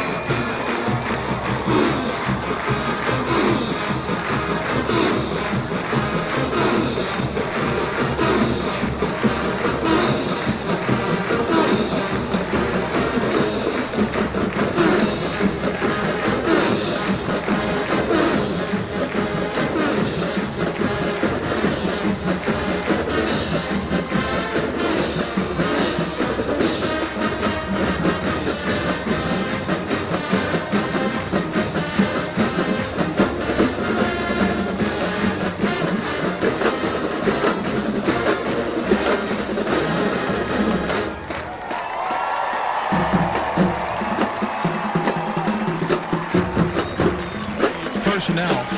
It comes right down to personnel. Man for man, pound for pound, we have better personnel on the football field tonight. So there's nothing you can do. You can just give it your best shot and give it the best effort that you can. What about if you're Jason Hall? Any Finicum halftime adjustment? Oh, yeah. This is, for Jason, I go back to my mentor, Mike Kearns. This is an ideal game. Mike would have loved this. What he's talking to now is the young guys. Hey, young guys, we're going to give maybe the starters a series, maybe two, and then you're up. And you're the young guys, you're the young Tigers. Let's see what you can do, because you're going to be playing against ones and twos. And we're going to get you ready. You know, this is a building game for the Tigers in the second half here. So Jason's happy, but he's not smiling. Gotcha. Well, that's our Finicum adjustment halftime report. We're getting ready for the second half kickoff. If you just tuned in, the Massillon Tigers all over the Lake Catholic Cougars, 35-0 at the half. The domination is unbelievable. As Pastor Mark Hurst says, farewell, and we'll see him another time. Al Hennon, what about stats, just the yardage, halftime stats, and that type of thing? It's got to be daunting. Well, yeah, I go to the stat we mentioned at the end of the first quarter. Total offensive plays and yards, Mentor Lake Catholic, 29 plays, 46 yards. The Massillon Tigers, 32 plays, 228 yards. Penalties, Massillon still in that danger zone with penalties, Ray, and that's what Jason Hall will address. 5 penalties, 30 yards. Possession time, Mentor Lake Catholic 12:43, Massillon 11:17. Third down, Massillon 3 for 4, Mentor 1 for 8. And I think the great stat of all is red zone chances on offense, Massillon 3 for 3. Very, very good, Al. And we're getting ready for the second half kickoff now. And we'll also try to catch up on other scores around the region. Massillon Tigers receive this opening second half kickoff.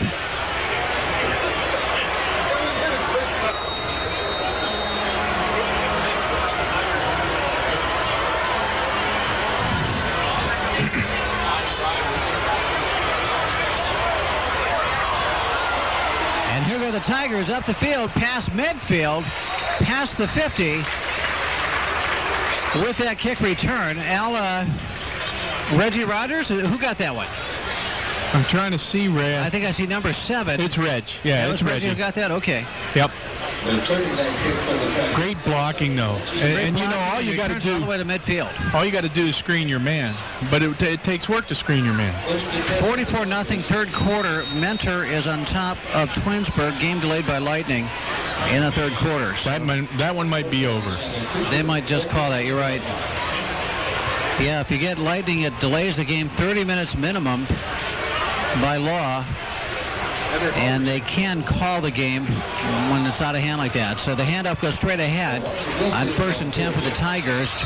Ron Wilson. As Al Hennon said, the starters are coming out here for the Tigers in the start of the second half, but he does expect them to go all that very long. You got this balancing act. You want them real sharp for Steubenville, but you don't want to get anybody hurt unnecessarily, and you do want to build depth and take advantage. Well, and the whole concept is start Steubenville week a little bit early, you know. Toss sweep now, right side, and LaRon beats a man 40-35 past the 30 and all the way up to about the 29-28-yard line. Another first down for the Tigers. I just feel bad for Mike Bell and his Cougars, because how do you keep morale up and come out and realize you got to play a whole other second half? It's got to become personal. Every man. Yeah. It's got to become personal. They're not accustomed to losing or losing big. Never in their history, and it's too proud of a program. We've got two receivers wide left. Bull Huppin on the boundary side. Danny Clark in shotgun. 1st and 10 for the Tigers. Inside the 30 of Lake Catholic. Rolling left now, beating one man in the backfield. No, he's going to go down. Danny Clark, as pressure came in from the backside. Number 50 for Lake Catholic helped to make that tackle behind the line. Quinn Walsh Jr., 6'1" and 240. And just a tremendous job. Shout out to the Panthers. We are proud of our team and wish them a great second half from Karen. Trying to get Lake Catholic to bite on the one thing to the right. And I'm guessing Perry Panthers, I presume. We don't know which Panthers. So shout out to them from Karen. And now on second and very long, the handoff over the right side. LaRon Wilson will get back to about the 30. That'll make it 3rd and 11 or so. As we approach the 10-minute mark, 35-0 third quarter, the Massillon Tigers on top of Mentor Lake Catholic. So, there's a 3rd down. They're going to win lots of games this year, Al. They're a good football team. Yeah, this is sort of an abomination for them. Yeah. You know, it's just like you say, Ray, they're not used to it. They've had a brutal schedule and probably a little bit weary. Wide rolling left is Danny Clark, steps inside one man to the 30. Stiff arms another at the 25, runs over another at the 20 and all the way down to the 21. Boy, he's a big, strong, strapping kid, Alan. He's only a freshman quarterback, and he's the best quarterback we've seen all year. In all the teams we've seen, he's the best. Would you agree with that? I don't think we've seen a better player. You know, I don't know if Jason's going to be real happy with that run, though, because, you know, you don't want your quarterback getting banged up. Yeah. Well, there is an injured player, Al, and it's at about where Danny Clark went out of bounds. So, boy, that'd be terrible if he's hurt. He rode left. He evaded a tackler in the backfield. He beat another guy and then took on some hits as he made his way to the 20 and getting approximate first down yardage. Jason Hall is making his way across the field. Way to go, Tigers, from the Bolzer family. And thrilled to hear from them. Hope all the kids and everybody doing well, Zach and everybody. 9:36 left, third quarter. The person with program number 25. Al, is that Danny Clark? Do you see him anywhere else? I'm looking, Ray. I think Danny might be the guy that's down. I think it's him. Boy, that would be a horrifying thing if it's anything beyond, you know, cramps or something. They're helping him up right now. It is Danny. He's walking off on both feet, and now he's running, he's jogging, he looks fine. So maybe just shaking up a little bit, get him out of the game. And that was not a designed run. He chose to pull the ball down and come up inside the seam between two defenders. And I mean to tell you, he's a tough kid and he's a hard runner, but you just don't want your quarterback doing that. Yeah. You know. He is a 9th grader playing against juniors and seniors. And while he's as big as and bigger than most of them and more gifted than everybody in the stadium of any age, yeah, that's the last thing you want in a blowout win, to get hurt when the game's totally out of hand. 35-0, 9:36 left, third quarter. There was a flag on the play, so the apparent first down yardage has been walked backwards, and it brings up 3rd and 12, all the way back to the 32. I'm guessing I'll hold somewhere in that I didn't see it, skirmish of Danny Clark trying to improvise and get first down yardage. He gets shaken up. A little bit of delay because of it. They had some rushing. The Tigers hustle back out on the field now. And somebody else is in that quarterback, Al. Who is that? It looks like DJ. DJ Brown getting in, a little screen pass. It's good, 25. And the back gets to about the 26-yard line. So DJ Brown, his first snap of the season now, here in on a third down play, so maybe he'll get the rest of the action for a while now. And that would be great. D.J. Brown, the senior, getting some playing time here. And it might be time, Ray, yeah. you know? I mean... Have Danny rest up. That's right. Heal up if he's hurt a little bit. And get ready for that Steubenville game next week. 9:06 left in the third quarter. And Chase Lash got to get set up for a long field goal attempt by Andrew David. It'll be almost 45 yards, maybe 44. Ball is down, the kick is up, and he's got this much easily in terms of distance. And they're going to say no, it was wide. I didn't see to what side, Al, by the signal. To the left? Left. So Andrew David misses from 44, and it remains 35-0. The Mentor Lake Catholic Cougars retain the football, and they get it at the 20 on the missed field goal. And, you know, Ray, I want to make the point, too. Danny Clark, just like he's an unbelievable freshman quarterback, he's an unbelievable size kid for a freshman. Yeah. And he's a very strong kid for a freshman. So, you know, that kid can take a lot of abuse. You just don't want him to take too much. Right. 8:48 left, third quarter. Again, Alan's making reference to just joined us. Danny Clark got shaken up 2 plays ago and came out of the game. And he ran on a play that had broken down, an apparent passing down. And you just don't want that kid to get hurt. You're up 35-0. The handoff to Zimmerman for Lake Catholic. He is taken down behind the line of scrimmage. And that'll bring up 2nd and 11. 8:38, 8:37. And you would love it if they could improvise a running clock. Look at D.J. Brown is throwing on the sideline, warming up. So the senior is getting some action now, and it's just great to see it happen. Good kid, played in the system for so long, and didn't win the battle for the job in the summer, and he was good enough to. All the quarterbacks, everyone has said all summer, all 3 were plenty good enough. The handoff to Zimmerman around right end, and he goes down. It'll bring up 3rd and about 9. You know, I want to say, Ray, it might be one of the best competitions in a long, long time for quarterback. You had 3 good ones. Yeah. Andrew David the third. Andrew got the start of the first game, went out a little after halftime with severe cramps. The heat overwhelmed him. Danny Clark came in, and he's had the job ever since, and certainly the Brown fans and family and everybody had to be disappointed that he didn't get the playing time, that he didn't win the job, and they didn't see action at the time when Andrew went down at first. But he's coming in now, has a play under his belt, and it looks like he's going to be the guy to go back out there here in the third quarter of Game 4. The handoff straight ahead to Zimmerman, and he'll get just a yard on 3rd and 9. He'll get 1 yard to 4th and 8. This third quarter action is brought to you by Panera Bread. Tiger time anytime. Panera Bread is your neighborhood cafe. And Emily Martin doing just a wonderful job keeping us on track up here in the booth. And her 4th game, and boy, she's a veteran already. Dakota Dunwoody just came out. Marcus Whitfield is back at about midfield as setting up to punt it, I presume, as Dylan Bell, the quarterback, senior quarterback and punter. They again show the trips to the wide side of the field, and they just are really essentially gunners. Now a little pooch kick rolls and goes out of bounds right at midfield. So the Tigers will go into action right there at about the 50. And D.J. Brown, I presume, is going to go out with the Tigers at this point. Danny Clark is putting his helmet on, Al. Is he going to go back out there? I think Danny's going back out there. I'm got to admit, I'm a little surprised. I would have thought, I am too, after that near miss injury thing, get him out of there, you know? So maybe they want one more good series for the starters? Maybe? Well, let's see. Dunwoody. Evan Barberi just went in on one offensive line. They're making substitutions, So right? a lot of substitution, but Danny Clark is in and not D.J. Brown. So maybe they want Danny to do one more series. 35-0, Tigers lead it. He hands off straight ahead to Wilson. 45, through one tackle to the 40. No, that's Crabtree. That's J.D., and only J.D. can do that. Just run right through people. Gets past the 40 down to about the 38. 12-yard gain on the play. He makes you look good, Al. You hand it to him, and he just runs through people. And you can't miss him with his running style, Ray. No. You know. That forward lean, and then he wants to fight you when he gets to you. He wants to run you over, but if he has to fight, he will.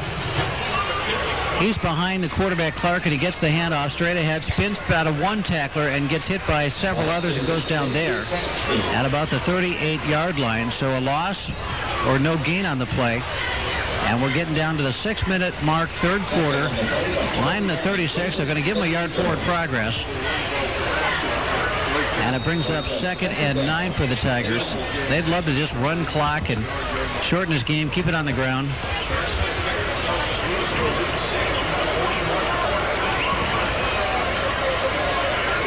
Danny Clark is still in at quarterback. He hands it again to Crabtree, who runs through people and keeps running through people down to the 25-yard line. It's just devastating what he's doing. Ronnie Humphrey just pancaked the kid way downfield. And it's just dominating. This offensive line, Al, is just too much man for man than their opponent tonight.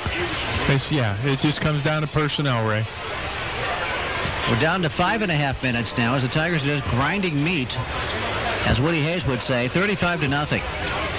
Straight ahead, Crabtree again, just running people over past the 20 down to the 19. You just hand it off to him. You zone block straight ahead and let him just power through people when he encounters them.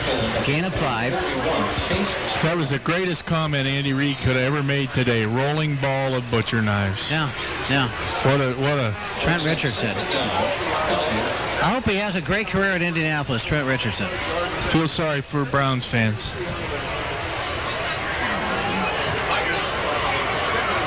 Keep postponing everything. Trips wide left, Danny Clark rolling left. He wants to throw it. He's got a man. He guns it over to, I don't know if that's Whitfield or... That's Reggie Rogers for a short gain, but it's a first down and gives the Tigers first down at about the 10-yard line. Let's see where they mark it. And there was nobody around that hitch play. Yeah. Nobody. He stood there for probably a second and a half, 2 seconds. Yep. So it's inside the 10, first and goal for the Tigers. You cannot get a first down. But they got all of 10 yards just about. It's just sitting right on the 10. Left hash mark, left to right, go to the scoreboard. Paul Brown Tiger Stadium, leading 35-0 on your home appliance scoreboard. Man in motion is probably Dunwoody, and the handoff goes to Crabtree inside to the 5. Gain of 5, maybe to the 4. And that'll bring up 2nd and goal from there. J.D. is going to score lots of touchdowns, Al, this year and next year, because they get short yardage close to the goal line. He's the guy. Well, and again, you can't say enough about that O-line in front of him, Ray. They've been amazing. Yep. Just dominating. Defense has been great. Offensive line's been great. And everything else has been good enough. And J.D. going for the end zone, touchdown. Easy touchdown run for J.D. Crabtree. And... penalty flags. So it could come back. Is that what we're saying, Al? Al, does he have 2 touchdowns on this game so far, or just 1? J.D. Let's see. J.D. had 1 coming out of half. So that this will is be a second if it stands, and we'll see what the flag is. Tigers look like they got to play another down. Holding on the Tigers. Holding two fouls, Ray. Holding and personal fouls, so that'll set them way back. So 3:46 is where the clock has stopped at the end of the third quarter, toward the end of the third quarter. Tigers trying to move out to 4-0 on the season. They're ranked number 1 in the state in D2. At Steubenville, we'll have it for you worldwide on ESPN990.com next Friday night from down in Death Valley. Ronnie Humphrey. Offsetting personal fouls, which are upsetting to their coaches. So they'll mark off the hold and offset the 2 personals. So so 3 penalties on the play, 2 offsetting personal fouls, but a holding foul in addition to that, holding penalty against the Tigers. So it comes all the way back to the 14-yard line for Massillon. Mike Allshouse from Atlanta says it's great to hear our coverage on the Massillon Tigers games as always, and he thanks us for sharing with those who are out of town. Happy birthday, Mike. He turns 50 tomorrow. Happy birthday. Happy birthday, Mike. And Danny Clark is under pressure now, and he's going to get tackled behind the line of scrimmage. A loss of about 2 on the play. Al, I think every fan in the stadium would like for Danny to go sit down and rest. You know? And give the keys of the car to DJ. I think that's what everybody would be thinking right about now. It's time. on both notes for DJ, and it's time for Danny to not risk injury. 3:18, 3:15. Go Mentor Lake Catholic. Proud of all the young men playing, and Karen Moffitt, you should be. They're playing hard. And the pass swung out on the left side is caught and headed for the end zone. So LaRon Wilson inside the 5, down to the 3. And that'll bring up, well, they had a goal situation. Is this now a 4th down coming up, Al? Yes. Down inside the 5 to the 3. Do you attack on 3 points of the field goal? What do you do here? 4th and goal from the 3. They're not showing the field goal team coming on. Yeah, nobody could fault the Lake Catholic effort by any means. They played very, very hard. And their reputation precedes themselves. Sure. Nobody has to worry about Lake Catholic. We know that they play good football. They're a great team, and they're going to be great.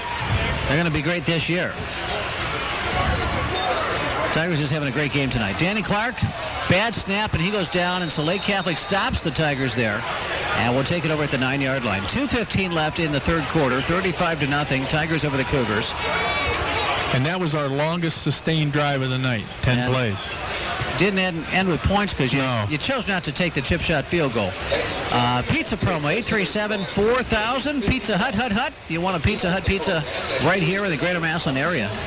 2400 Lincoln Way East. Great pizza, pasta, and wings. Make it a great season with Pizza Hut. How do you do it? Jeffrey's Restaurant is giving a $50 gift prize to the person holding the program that has the number 2840 at the bottom of the visitors roster. 10 from Pizza Hut and Dairy Queen ice cream cake. All of that, if you know the magic word and call it in, be the right caller on the Ray Jeske Show Monday afternoon. Don't turn your radios off. So hang on for the magic word, and then right after that, we'll give the Buffalo Wild Wing flavor of the week. Handoff for the right side. It's Zimmerman. Look at him go. 25, 30, 35, and out to the 40-yard line. That is not Zimmerman. That is Ricky Osborne, the sophomore running back, number 21. And it's a big gain over the right side for Mentor Lake Catholic. And that was beautiful. A hole over the right side, and he almost took it to the house. Stops the clock as they move the chains. 2:06 left. Al Hennon, get ready with that magic word. You got it. Twins wide left. One receiver wide right. Dylan Bell, the quarterback. 2 men in the backfield with him. One goes in motion right now. And the handoff goes again to Osborne. He is tackled by Alec Weber, I believe, right at the 40-yard line. Look, Alec got his arms around him and pulled him down, the senior. And the magic word to win all of that prize, Al Hennon, is... neutered. Neutered. You want me to use it in a sentence? Go ahead, Al. We just neutered the Cougars. That's the word. And so that is your magic word. And you know that word. You don't have to know how to spell it. Just know it.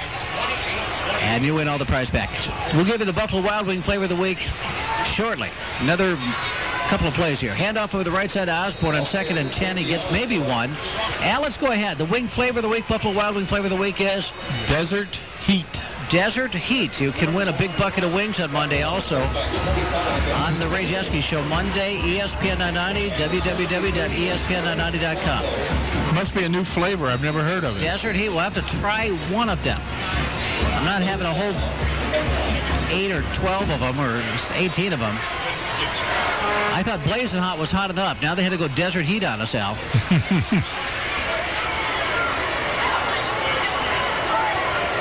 3rd and 8 for Mentor Lake Catholic on their own 40. The Cougars in shotgun back, draw play to Osborne. And nowhere. Tackled right at the line of scrimmage. It'll bring up 4th and punting situation. And we're down to 33 seconds, 32, 31. And this should be the last play,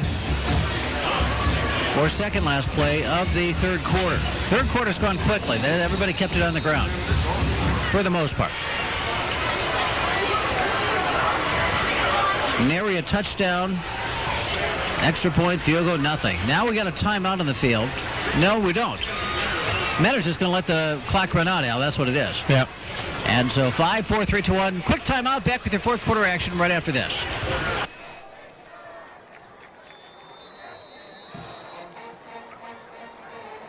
Ladies and gentlemen, you can please check your program to page 51.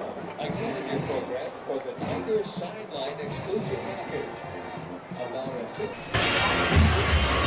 12 minutes left in the football game. The fourth quarter is all that there is to what will be the third loss of the season for the Lake Catholic Cougars and the fourth win of the season for the Massillon Tigers. It's just kind of playing out the string right now. Lake Catholic has 4th and 9, and Dylan Bell is right in front of us, standing on the right hash mark, going left to right. And Marcus Whitfield back to handle the punt, and it's a really good punt. And it's going to get, it's into the wind, but it gets a real nice roll and goes out of bounds finally at about the 25-yard line. Now they do a great job of placing the punts. They've done that all day. Well, when you've got threats like we have, Ray, you got to do something, you know.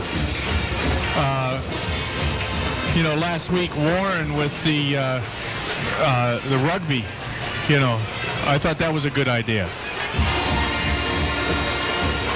11:54, and as we get 306 yards to 80 yards, the differential of yardage. The Massillon Tigers 1st and 10 on their own 25, and I think DJ Brown's in now, Al.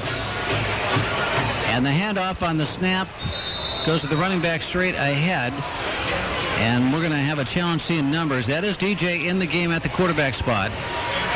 35, J.D. Reiner, the ball carrier. LaRon Wilson and J.D. Crabtree both individually have more rushing yards than Mentor Lake Catholic. Boy, that's interesting, and it's just a tribute to the great defensive effort by the Tigers today. Again, the running back in the game, J.T. Ryder, he's a sophomore behind the senior D.J. Brown.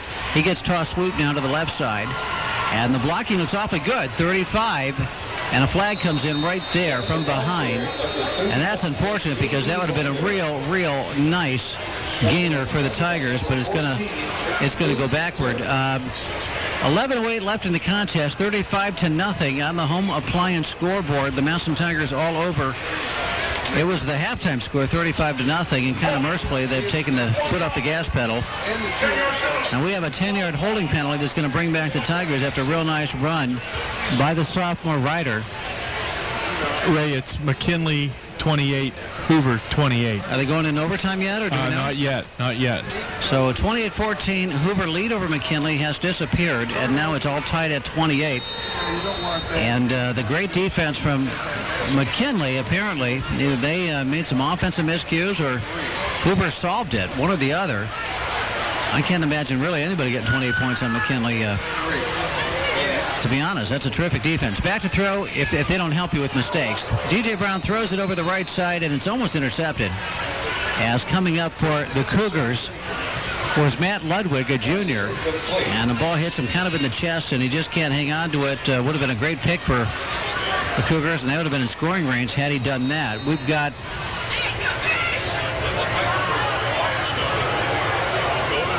What do we have? 3rd down and 10, I believe. The down marker all the way back at about the 18-yard line, so 3rd and 17, forgive me. Back to him rolling right as Brownie guns it over the right side, and that is incomplete. Pass is incomplete. And so the Tigers are going to have to punt and be doing so way back, I'm going to say, inside their own 5-yard line or so. 10:44 left in the contest. And I hope people don't start throwing the football and throwing incompletions and stopping the clock. We've already been here quite a long time. A great halftime tribute for the late, great Chris Smith. A lot of heat. Watch the return from the Lake Catholic has called timeout, and we'll take a timeout. Back after this, Tigers 35-0 on ESPN 990. And Lake are tied at 36 in the fourth quarter. Wow. Central Catholic is down, what did I read there, 36-29 to Cathedral Latin. They're in a lightning delay. That score is 29-22. Well, we got a fumbled punt. Oh, the Cougars are going to score, I think, here. Or at least recover the ball at the Massillon 1-yard line. That is the first thing that has gone right for them all night long. The Tigers, not real good punt protection. And Lake Catholic was coming through. They blocked the punt and will take over 1st and goal at the 1. Yeah, Sam, that's even going to be closer. It's almost in the end zone, I think. Oh, they're putting it right at them. All right, McKinley's got the ball now. Glover Williams brought the punt back to the Hoover 22, but a flag. Personal foul on McKinley, and now the ball is at the Viking 38-yard line. Bulldogs and Hoover tied at 28 late in the 4th quarter in North Canton. Again, we will give you continuous updates here during our ball game in Massillon. Tigers 35 and Lake Catholic nothing.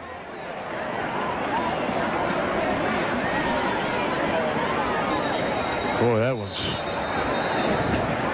1 minute and 34 to go over at Hoover. 28-28 McKinley and North Canton. Let's take a break here from Tiger Town. It's all Massillon, 35-0. Knowledge is just right for your pet. PBS Animal Health in Massillon is on Richfield Drive by R.G. Drake Vocational School. PBS Animal Health. All right, guys, thrilling finish at Lake as Jackson gets a 39-yard field goal from Jerome Costin as time expires. Polar Bears beat the Streaks 39-36. And in that game, just in the second half, Matt Blaziola for Lake and Ricky Spradlin for Jackson each had 3 rushing touchdowns in the second half. Guys? All right, Brian, while we were away, Lake Catholic just scored a touchdown, so it's 35-6 now. So Jackson wins a thriller, 39-36. A field goal as time expired. Wow. McKinley has scored a touchdown. Eric Glover Williams, a 30-yard touchdown run. That extra point by Lake Catholic is no good. So there's 58 seconds left. And McKinley, and I don't know if they made the extra point or not. And I'm not going to assume that they did. So as far as we know now, it is McKinley 34, Hoover 28. Vikings have the football with 58 seconds left. So Jackson upsets Lake 39-36. How did that happen? How did that happen? Jackson had the potential. They started playing decent defense. 7 p.m. And they had the potential to beat people, Sam. I think last week they had the opportunity to beat us. Had they completed a couple different balls when instead of throwing into double coverage, they had the opportunity to win that game. Well, I thought Lake was coming on. I really did. I think Lake is. I think Jackson's a little bit. But their defense is still. Yeah, well, I mean, they gave up 36 points. It has been weather delayed. But, they've gotten better, and that's a big win for that program. Maple Heights 12. Warren Harding 20. Maple Heights 12, but they have a weather delay in the 4th quarter. All right, the extra point was good for McKinley, so it's the Bulldogs 35, Hoover 28 with under a minute to go in the 4th quarter at North Canton. A wild ball game there. Here where the Cougars are kicking off, return for the Tigers from the 15. Right hash 20 up the middle, now 25, 30, and out to the 33-yard line. And Massillon takes over. Andre Evans with the return. Tigers 1st and 10 with 10:30. Still 10:30 left to go. 35-6, Massillon. Indians and Astros in a rain delay in the 7th. Tribe in front 2-1. They would call that, right, after a while? Depends what the old radar looks like, I suppose. But yeah, they could call it there and it'd be over. Right. After 5.5. It's a true ball game. All right, lots of substitutions out here now for both sides. DJ Brown will finish the game at quarterback as we come up on 10:15 to go in the ball game. We'll try to get some of these other numbers of the players that have come in here in this big Massillon lead in the 4th quarter. JT Ryder, a sophomore, is in there at running back. What else we got out there? Tyler Horn, wide receiver, number 83.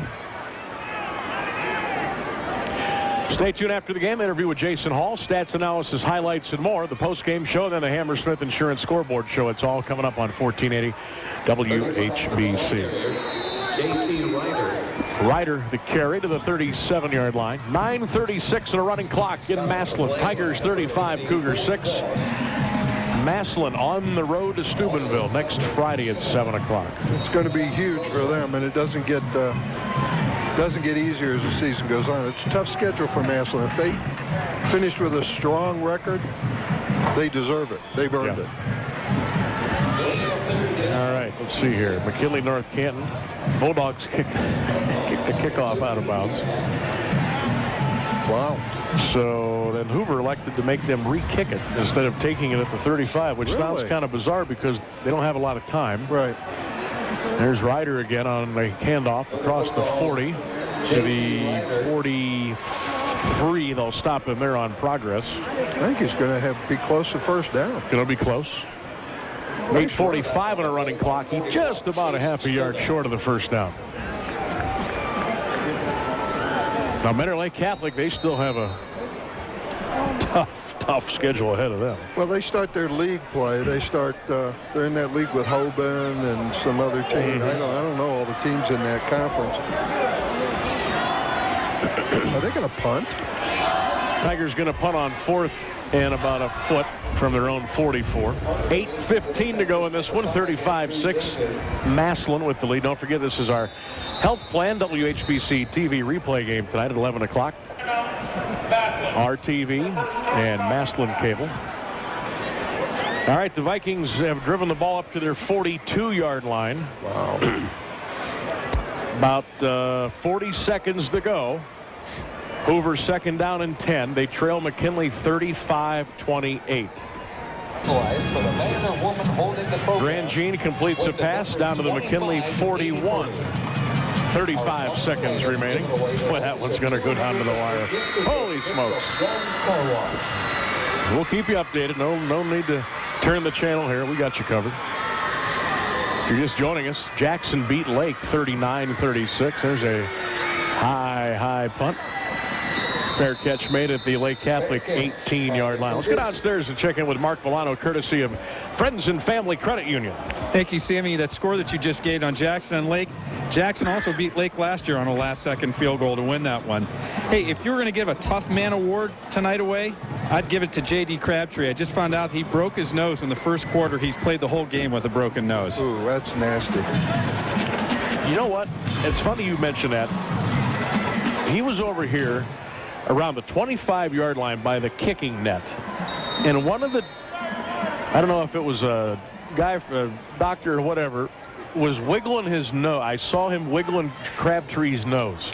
And J.D. was like wincing and, just making those motions of, all right, stop it. Yeah, that hurts. And so he ended up with a broken nose and stayed in the game. How about that? It's a painful thing. I've broken my nose 5 times. It hurts. It hurts. Also, Brandon Fripley.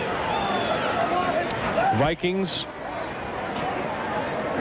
at the McKinley 40.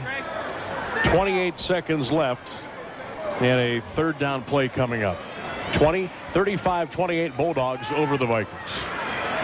There's a carry. 36-yard line. Sanders with the carry and a gain of 16 and a Lake Catholic first down. Getting everybody in the game. Everybody's getting a shot, but they want these kids to play hard too. They're a little bit cool. They didn't expect to play tonight. They're going in. Some of them are a little bit, obviously shell-shocked being thrown in a game like this in front of this crowd and having to perform. So it's important for them to get this experience, get used to this.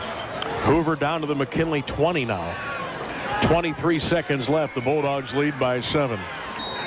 There's a handoff to Justin Sanders, the sophomore, number 31 for Lake Catholic. Gets out to around the 40-yard line. 6:50 clock runs here in the fourth quarter. 35-6 Massillon in front.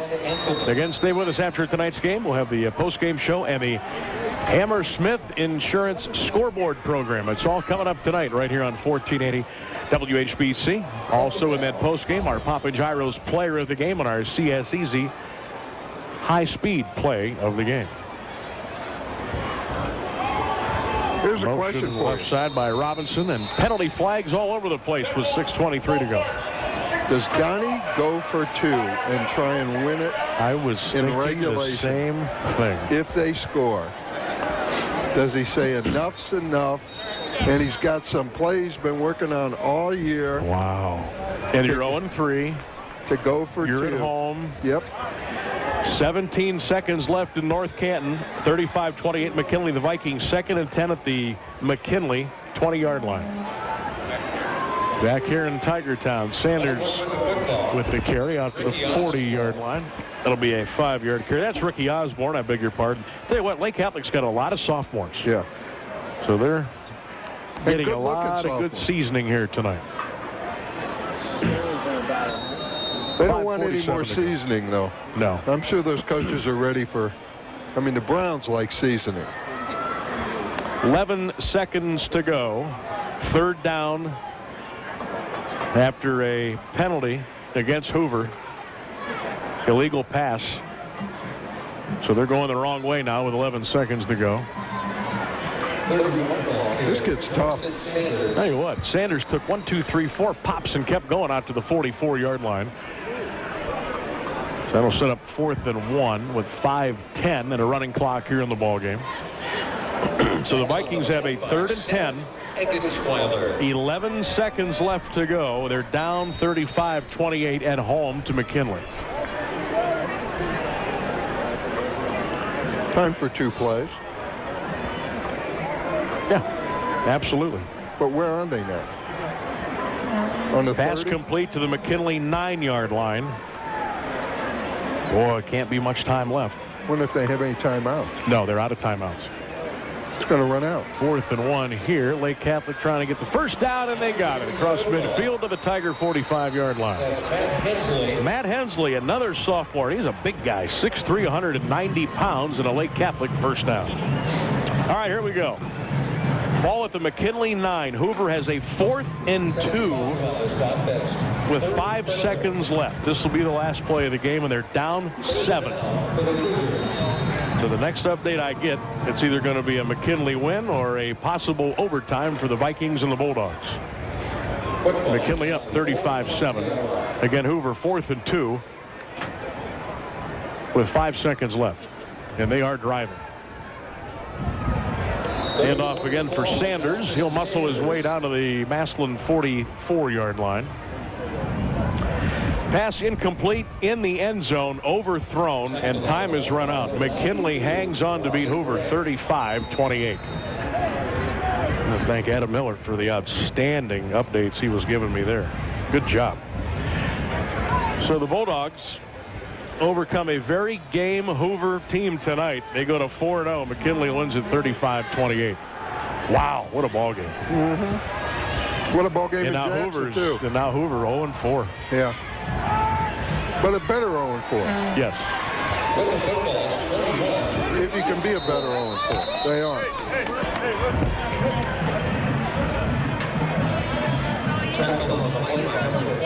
3:47 to go here. Massillon 35-6. I mean, let's face it, physically, they had no business being in that game. Speed-wise, size-wise, the whole thing. But they how many times have we? Yeah, we've seen that. How many times have we seen that happen?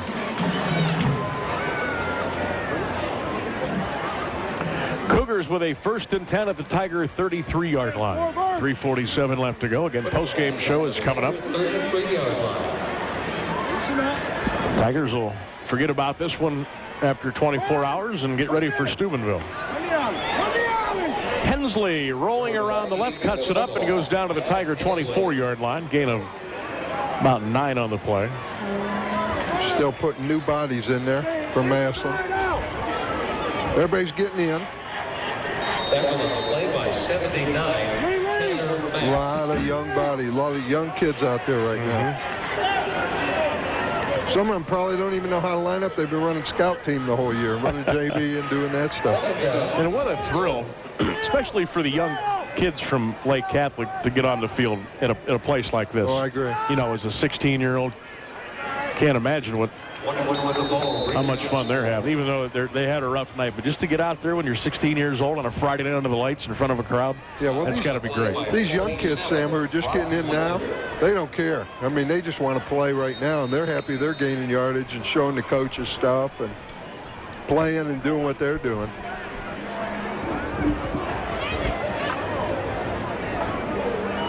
I think Massillon's going to get everybody in tonight. Anybody that could be in there, anybody's dress is going to be playing in this game. And they got a lot to dress. I know they dress around, I don't know, 75.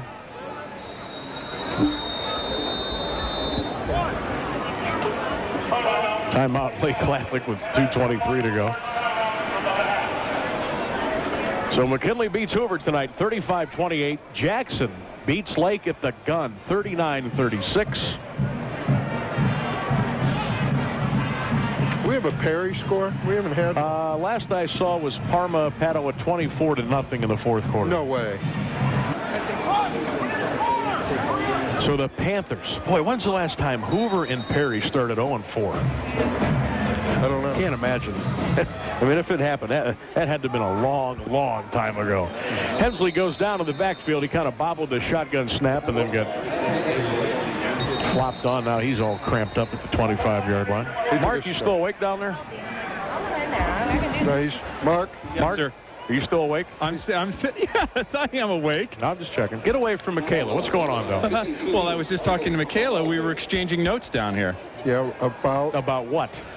Well, just about questions that you asked the coaches afterwards. And in fact, I needed to tell you that Jason Hall appreciated you giving me play-by-play on the McKinley-Hoover game because I was standing next to him telling him what was happening the whole time. Boy, how you get away with some of the stuff you do down there? They like me. I don't know what to tell you. I just walked over to him and kind of knelt down next to him and was just explaining to him what was going on. But what was he saying? Anything? Well, I mean, this game's in control. What was he saying? Yeah, he wanted to know. He said, well, he heard the score, and he said, were there a lot of turnovers that were in the game? And I said, I don't know the answer to that. But he was as shocked as probably we were because this was a McKinley defense that we were talking about that really was only giving up maybe 2-3 yards per play. Yeah. And I think the team last week scored 2 touchdowns, and they both came off of muff punts and a kickoff return. So, yeah, hats off to Hoover for playing as well as they did. Yeah. And a fumble down here at the 39-yard line on a 2nd down and 14 by Lake Catholic. So that's going to, oh my gosh, that's going to bring up like 3rd and 40.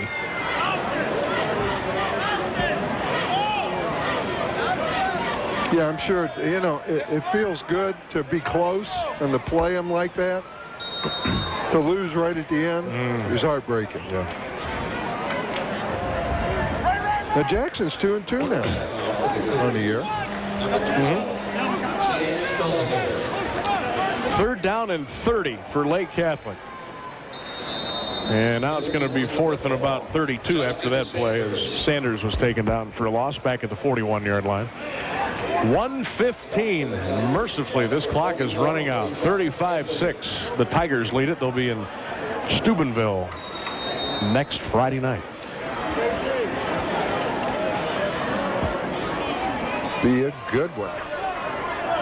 I'm surprised at Steubenville. I'm actually surprised Steubenville's 4-0 and doing well.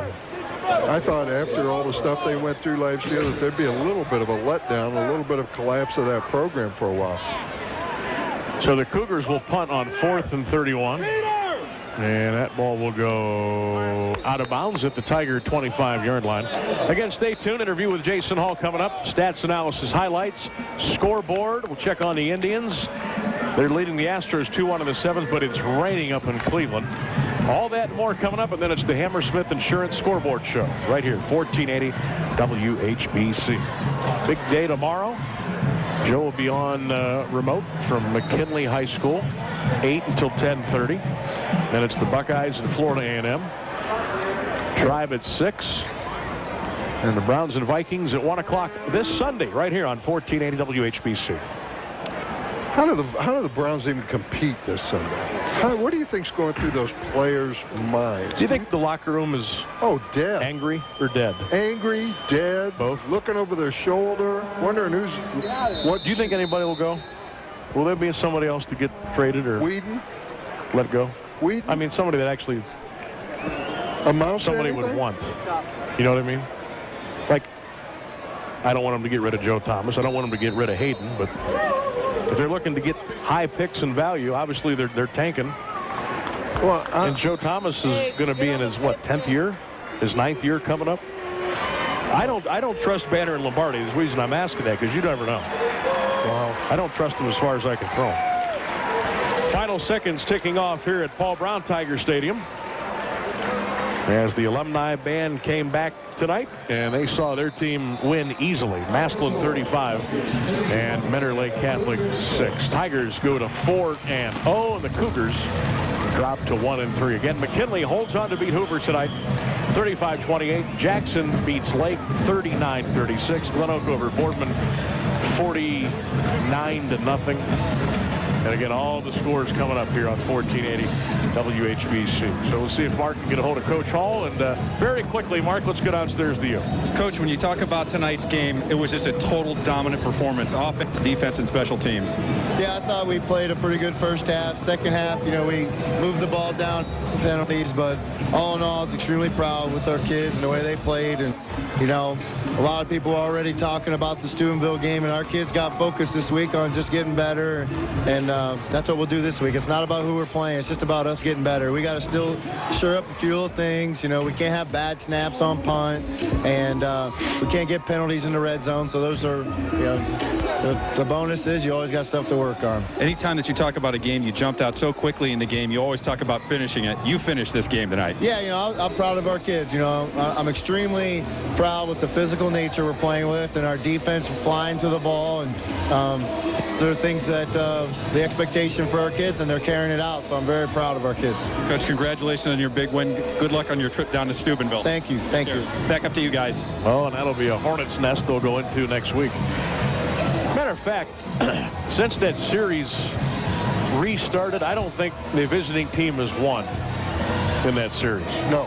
I don't think so. No, I don't think so. That's going to be tough next week. All right, Tigers won it here 35-6. Stay tuned. The 1480 WHBC postgame show's coming up.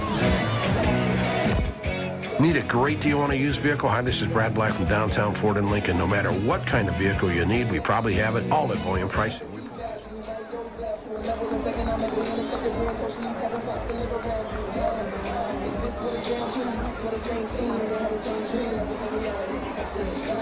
Education and gentrification is probably above. I love it.